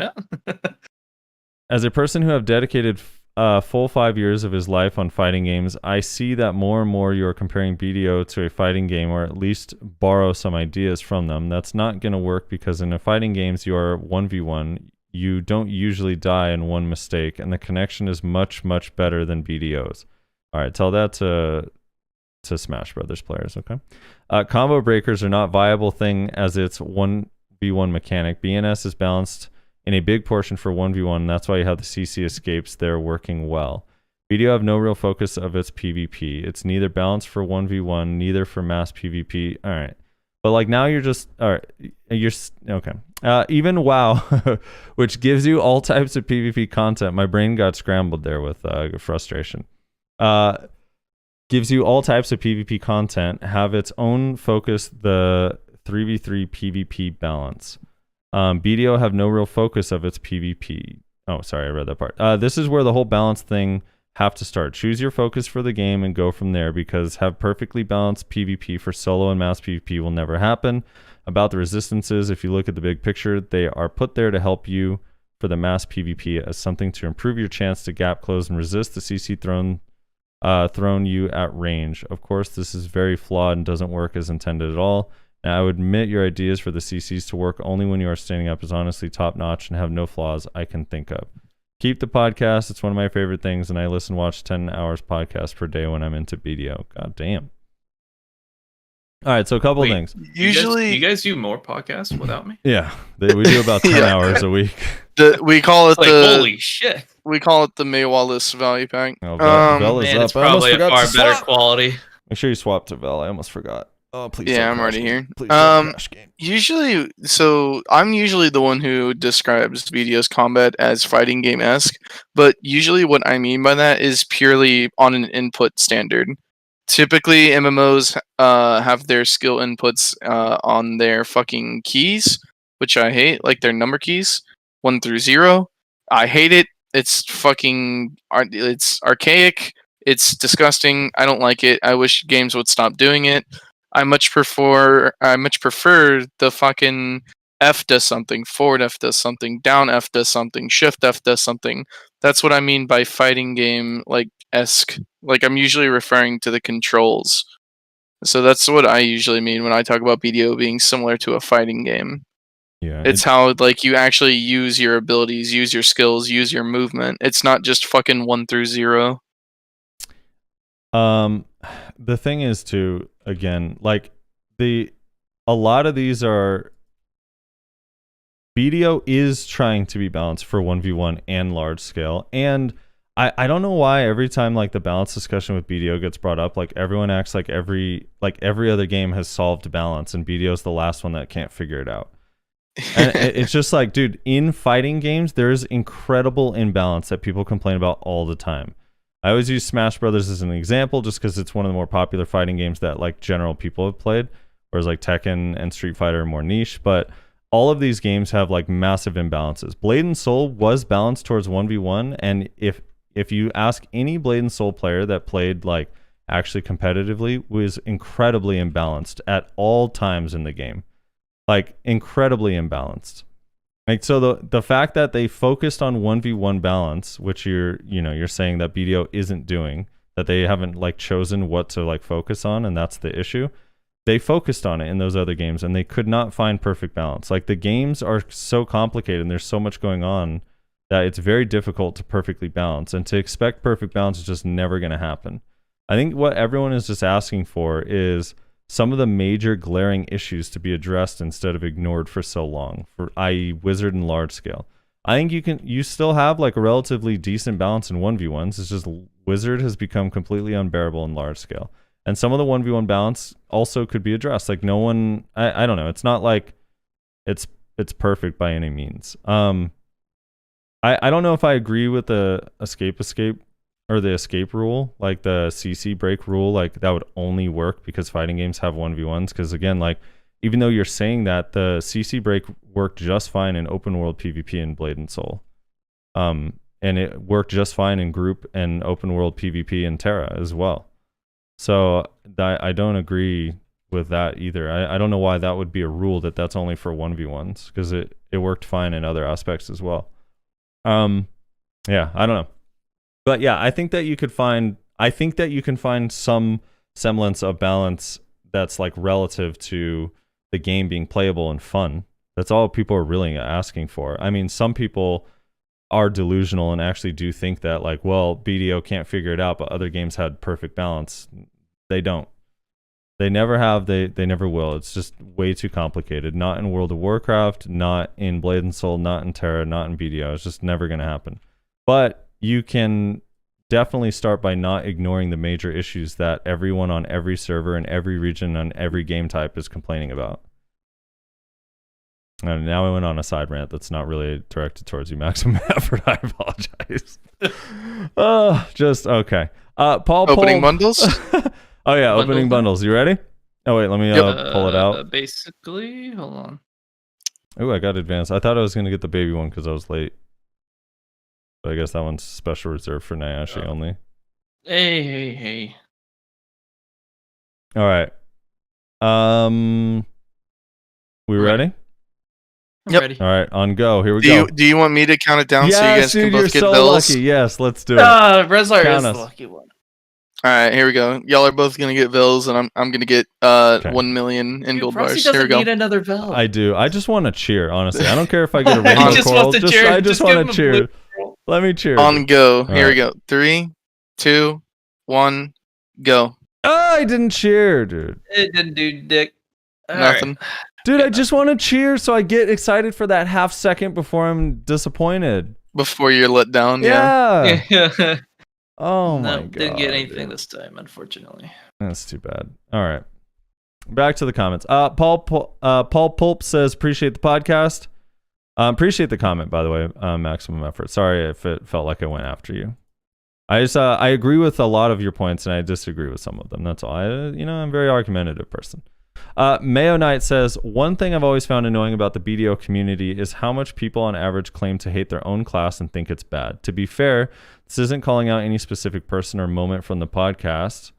I want to add Nayashi's name there, but he didn't put it. Hey. It's too bad. Just a trend for years that we've all observed, that the tier list, the Maywas, guests on the anniversary episode, etc. have highlighted to me recently. Sure, every class has its rough edges and its gaping holes, but they also have things they do well that people never talk about, and they just focus on the negatives. Classic example is Rezlar's friend that said faster cast speeds are nerfed because it's less SA. If you hate the class that much and think it's worthless, play something else. If you're still playing it, there's still something fun there, and it wouldn't kill you to remember that when you're winning, or when you're whining about how terrible your class is. It's one thing to beg for buffs. That's fine. We all do it. We all want our classes to be better. It's another thing entirely for the class discords to be the way that they are, and for one of the class's top players to say a spec shouldn't even be in the game, it's so bad, or for Sorks to think they aren't an amazing class. Thank you for coming to my res talk. Ooh, a res talk. For clarification, that wasn't specifically one person. That was every single witch in my fucking guild that I was arguing with on that day. Because they all believed that they had just been nerfed by increasing the cast speed on Voltaic Pulse. And I was the only one in that entire Discord that was like, no, you're fucking idiot if you think that that's actually the case, that you just got nerfed. All right. Can we timestamp this? This is when Rezlar's stance is that wasn't a nerf. Wait until 2-3 months from now when we all have the Alucas crystals that give us 2% attack cast speed and we all get nerfed at the same time. Yeah, dude, right? I'm so ready to get nerfed, bro. That shit was so retarded. Like, I saw, like, they had, like, logic, right?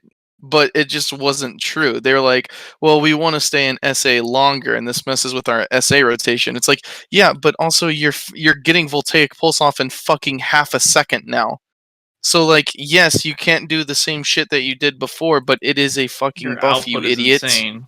Yeah. And, like, it was specifically to call out 3 people. It was Mina, Val, and Ro that I was fucking arguing with in the fucking Hex Discord. I was like, you guys are stupid if you think that this is a fucking nerf. I argued with them for like 2 hours, dude. It was exhausting. I was at work the whole time. Sounds like a rough day. Yeah, no. Well, you know. Your first problem was arguing with mages. Yeah, you can't argue with mages, bro. They're too delusional. Which is funny considering I think I was actually playing Witch at the time.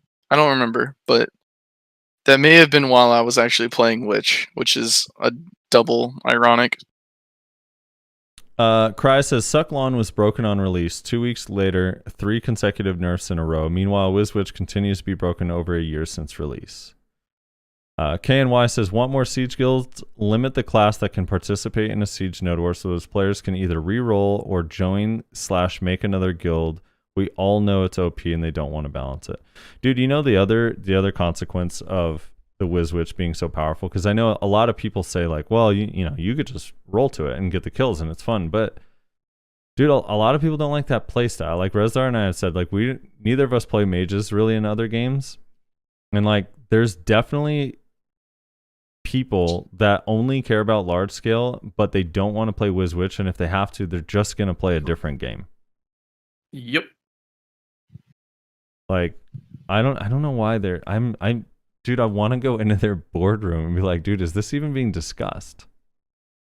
Are you guys even thinking about the consequences of your lack of action? Do people actually believe that you solved Witch and Wizard when you nerfed their fucking 200% meteor? Like, do you actually legitimately believe that? Even though every community on every platform is telling you, hey, that didn't do a goddamn thing. Yeah. Grim says, you mentioned struggling to find guilds to fight at Node War. Is the war population that bad outside of T1s? All the wars I've done have had at least 12 guilds on them. No, it's just that, well, yes, kind of, because every guild basically feels like, here's what happens. Here's what happens at the beginning of Node War, I can tell you. They're grouping up, they're partying up, and they're like, all right, can everyone that's a WizWitch X up in chat so we can see how many PAs we have? And then one wizard or witch X's up, and they're like, maybe we shouldn't show up tonight. Yeah, pretty much. If you don't have enough witch wizards, they're just, it's not worth our time. We're not going to win. That's the whole logic behind it.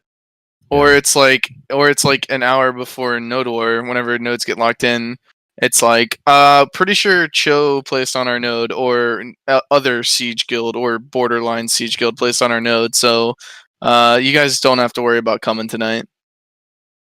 Yeah, it's tough.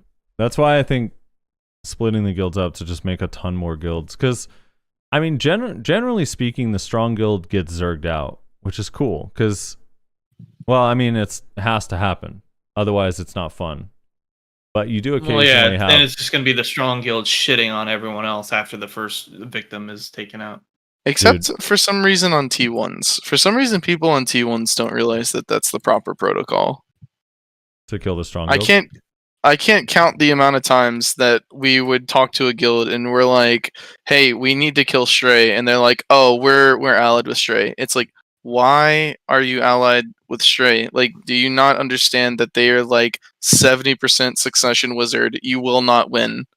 Like, It's what are you because doing? They probably get promised a node later in the week. No, they don't. They just get clapped in 10 minutes, and it's like, yeah, dude, yeah, that's what happens. Or like Digital was on T1s for some reason a while back, and it was like, what the fuck? And they had 80% succession wizard. So it was like we literally had 4 guilds on them at one point, and they still held us off for like 20 minutes because they just are 80% succession wizard, and it's just like, Jesus fucking Christ. I'm excited about this next comment. Felsong says, I wish they'd stop pushing large scale as important. It's not good content or even really PvP. Overly highlights class imbalances and overall creates a toxic environment. I appreciate its existence for those that like it, but meh. When 90% of players don't node war or siege and or are under 500 or 650 gear score, you guys sound very out of touch. I do not I strongly disagree that 90% of the player base is not participating in PvP. Especially like Node War and Siege. That's actually insane to suggest that. Node War and Siege particularly, but especially like just all PvP, because you're saying or even really PvP. There's no way. Yeah. Well, it's like not even that. It's like there's a lot of rewards built around PvP too. I mean, like we got the new fucking best in slot gems that'll be helping out with 2% extra attack speed in your what is it, the awakening it's the awakening weapon, right? So that you have to do PvP for that. I know the new special evasion gems, which gives HP and stuff like that. If a certain something was addressed, maybe more people would participate in Node War and Siege. Now I can see kidding. Siege. I get Siege. Like there's definitely, I think people underestimate how many guilds are actually Node Warring on any particular day. Like if you include T1s as well, it's kind of a lot of wars going on, and people can't war every day. So it depends. How are you defining like a person that node wars? Like if I node war only once a week or once every 2 weeks, are you not counting me as a node war person? Or if I merc out or whatever, if I only node war once a month, am I someone that doesn't participate, or do I participate? Like I think it depends how you break the statistics down. But I would be willing to bet that if you include people that participate in node war at least once a month, consistently at least once a month, it is far more than just 20% of the player base in some form of node war, siege, whatever they want to do. I don't know. Anyway, Justin says, in my opinion, removing ghillies would also increase participation in open world GVGs. Personally, myself and a couple of people I know absolutely hate open world GVG specifically because of ghillies. Dealing with the gear gap is already frustrating enough, but constantly getting one-shot by some random overgeared ghillie blinky class coming out of nowhere is infuriating and demoralizing. Sure, I can turn blinky on... class? Yeah. He's talking about wizard. Sure, I can turn on optimization mode every time I want to do guild PvP, but I'm not willing to downgrade my experience just to deal with some pay-to-win bullshit, and so I do not bother participating in open world PvP. That's not even including the newbies who don't even know about optimization mode. I can easily see how a lot of them just get discouraged, just not bother with open world PvP. Yeah, I mean, I've said this for a while. I really think ghillie suits should legit just be your nameplate is there, but it doesn't show what your character name or family name are. But it still shows like some sort of so you can hide your identity if you don't want people to know who you are, fine. But then but it doesn't make you impossible to see. It doesn't give you an advantage for no reason. Well, I mean, one way to do that is to make the color of the ghillies, reasonable to see, and then just take away their ability to die up. Yeah. I think that's one way to do it. Can we hold on, pause for a second? I know I'm behind, but I actually just had to go read that comment for myself to make sure you weren't like misreading it. It's funny to me how much of that comment, the large scale one. Oh, okay. It's funny to me how much of that is just his opinion, but he's pushing it as like a hard fact of like life in this game. Oh, he's like sound out of touch thing? Yeah, he's like, I wish they'd stop pushing large scale as important. It is important to us. That's why we talk about it so much. If it's not important to you, then that's fine, but it's important to us, so we're going to talk about it. It's not good content or even really PvP. Again, entirely subjective, whether something is good content or not. I think fucking Dungeons is awful content. I think Dungeons are old. It's an archaic style of doing things, but I've still pushed for years probably at this point for them to add Dungeons to this game. Why? Because even though I fucking hate it, I still think there are a lot of people who like it, and they should be able to do that in this game. Kondo is spamming in chat. Look at the guild list in game for proof. The guild list just shows dead guilds and active guilds, guilds that people don't even play the game at all. It's like the furthest thing from proof. It's like the least useful data you can come up with. But just by looking at the guild list doesn't at all tell you how many people in each of those guilds murk out, or how often those guilds do participate in small shitty node wars, like whether they lose constantly or any of that. It doesn't give you any information looking at the guild list. Also, I enjoy overly highlights class imbalances. Like, guys, don't worry, Suck Striker isn't busted in PvE. That definitely doesn't highlight a class imbalance. The fact that people can pull like 1.5k more trash at Tauros whenever they are duo with the Suck Striker. Definitely no class imbalances there.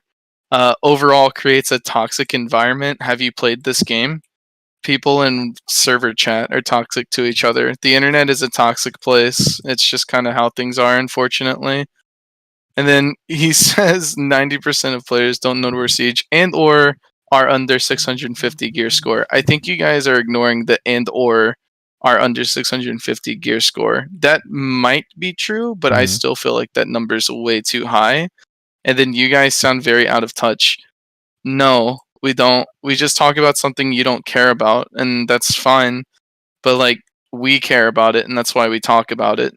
It's fine that you don't care about it, but we do, and so we're going to continue talking about it.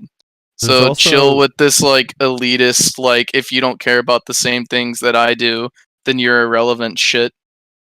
Because it's kind of fucking annoying, honestly. I was going to say, there's also a segment of people that don't participate in Node War, but would like to if something changes. Which is why I keep pointing out, like, the Node War stuff coming up is going to bring a ton of people back to Node Wars. Whether you individually like Node Wars. At least for the short term. Yeah, people are going to want to try it. People are going to want to try it. And I if something happened to Wizard, I'm telling you, people would try Node Wars again. There are so many people just completely disenfranchised by the way that class makes Node War feel. I don't know. I mean, I know I would consider going back to Siege if they actually did something about Witch Wizard and castles. By the way, what about this ghillie stuff? How do you feel about the ghillies? Do you agree with if it just showed like a nameplate, maybe at the top? Like, maybe it just shows, I don't know. Maybe it just says like guild, character name, and family name. Like, it literally just says the words as fillers. I really don't mind the ghillie suit. I just hate that it works in RBF. Like, you have literally one competitive like PvP battleground, and you're telling me that this cash shop gives a literal advantage in your one competitive PvP battleground that you have. Like, how does that make any fucking sense whatsoever? I get what you guys are saying, but I think it's like too far gone. They'll never change how the ghillie suit functions, honestly. But I just don't understand why it works in RBF. It's always bothered me that it works in RBF. Like, if it doesn't work in Node Wars, why does it work in RBF? Are they not both competitive PvP environments? It's just really strange. Eumenidai says, I hear someone is short selling in the Calpheon investment bank. Dude, can they make that a thing? The investment stuff? So we can all profit off of Biohack's losses, dude? Is that what you want? I mean, like the weird, like, Citibank investment, whatever the hell. Like, if you go to, like, I don't know, these things, these Taftar investment bank. Like, make it like a way to gamble.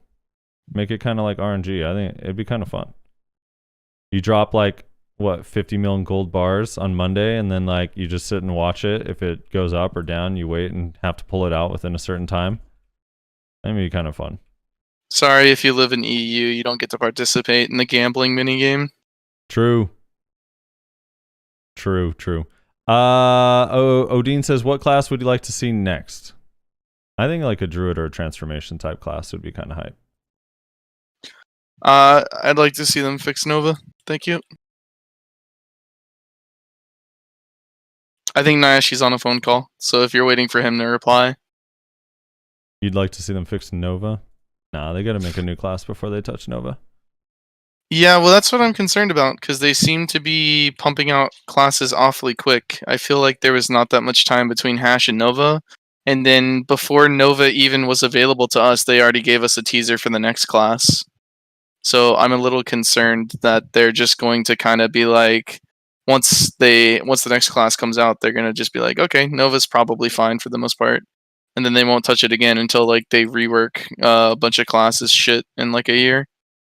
little concerned about that. But they've touched it every single global lab so far since it's come out. Yes, but it still sucks. Yeah, I know, but it's, we don't know. It's not done. Also, that new class definitely is not going to be a druid based on that screenshot, now that I think about it. I still don't know, like, everyone looks at that screenshot and, like, gives interpretations of it. I don't know what the fuck I'm looking at with that fucking screenshot. You're looking at the cloaked bugs from the movie Mimic from way back. I legitimately can't tell what I'm looking at when I looked at that picture. Like, everyone was like, oh, I see this, I see that, I see this, and I'm just like, what the fuck am I, like, what am I supposed to be looking at? Where are you guys seeing this shit? I think I don't know. Maybe it's a rock class. Maybe the next class is going to be Onyx, the Pokemon.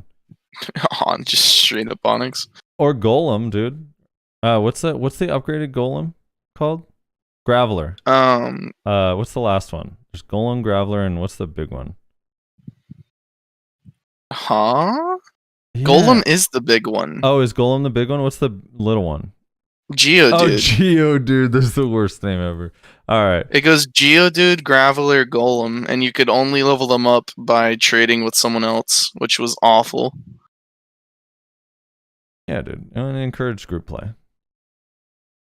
And you encourage group play, but like, it's bad. Yeah, Golem is the big one. Yeah, you had to find someone else who was also trying to level up their like Graveler, or what was the other Pokemon that you could only level up by trading? Was it Abra?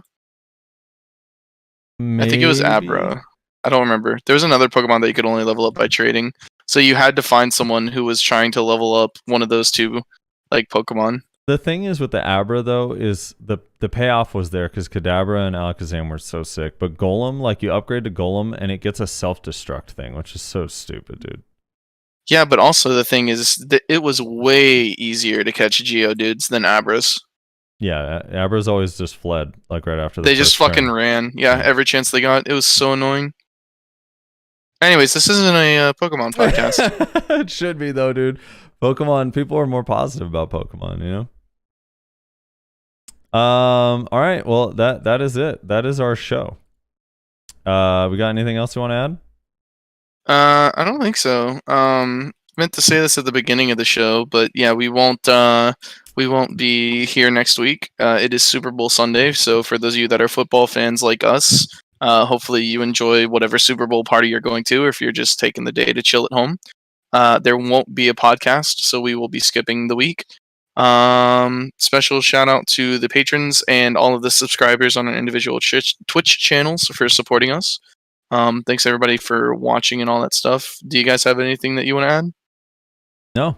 Thank you guys for hanging out and watching. We always appreciate that. It's always really cool of you guys to do. We know there's a bunch of streams out there and all sorts of other shit going on, so we appreciate you guys watching the show, supporting the show. Enjoy next weekend off. Sorry we won't have a show, but we do have the 100th episode coming up. We don't have our details for what we're going to do set in stone yet, but we're going to try to do something special to make it cool, so look forward to that. And yeah, that's it. I mean, just check us out, I guess, on our individual streams, twitch.tv/notreslar, twitch.tv/Nyashi_NA, and twitch.tv/SoFrosty. And I don't know, is there anything else? I think that's it. I think that's it. Yeah, I'll see you in 2 weeks.